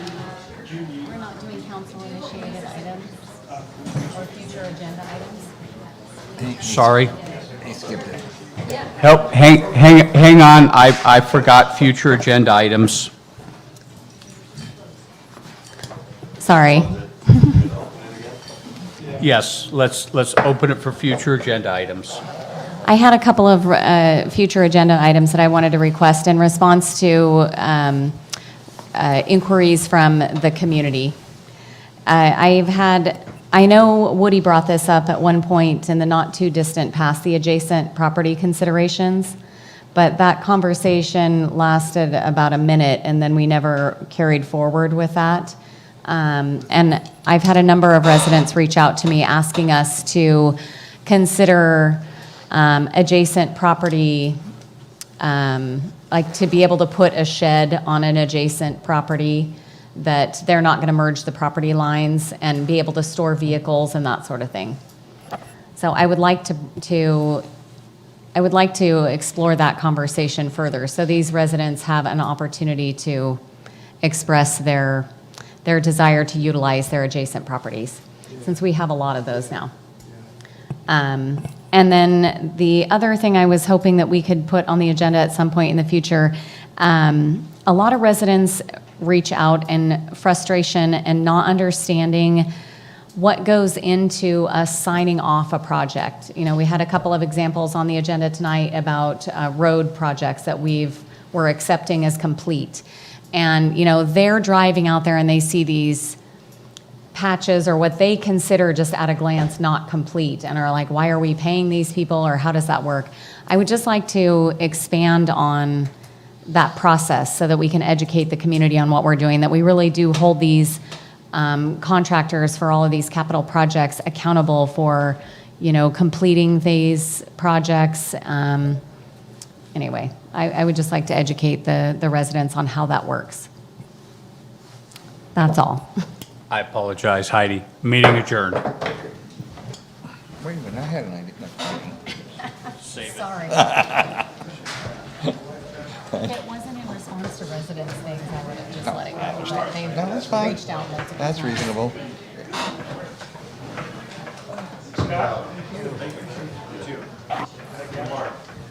Go for it, yeah, Woody. Yeah, you want me to look at you? Yeah. So you guys had no report of actions.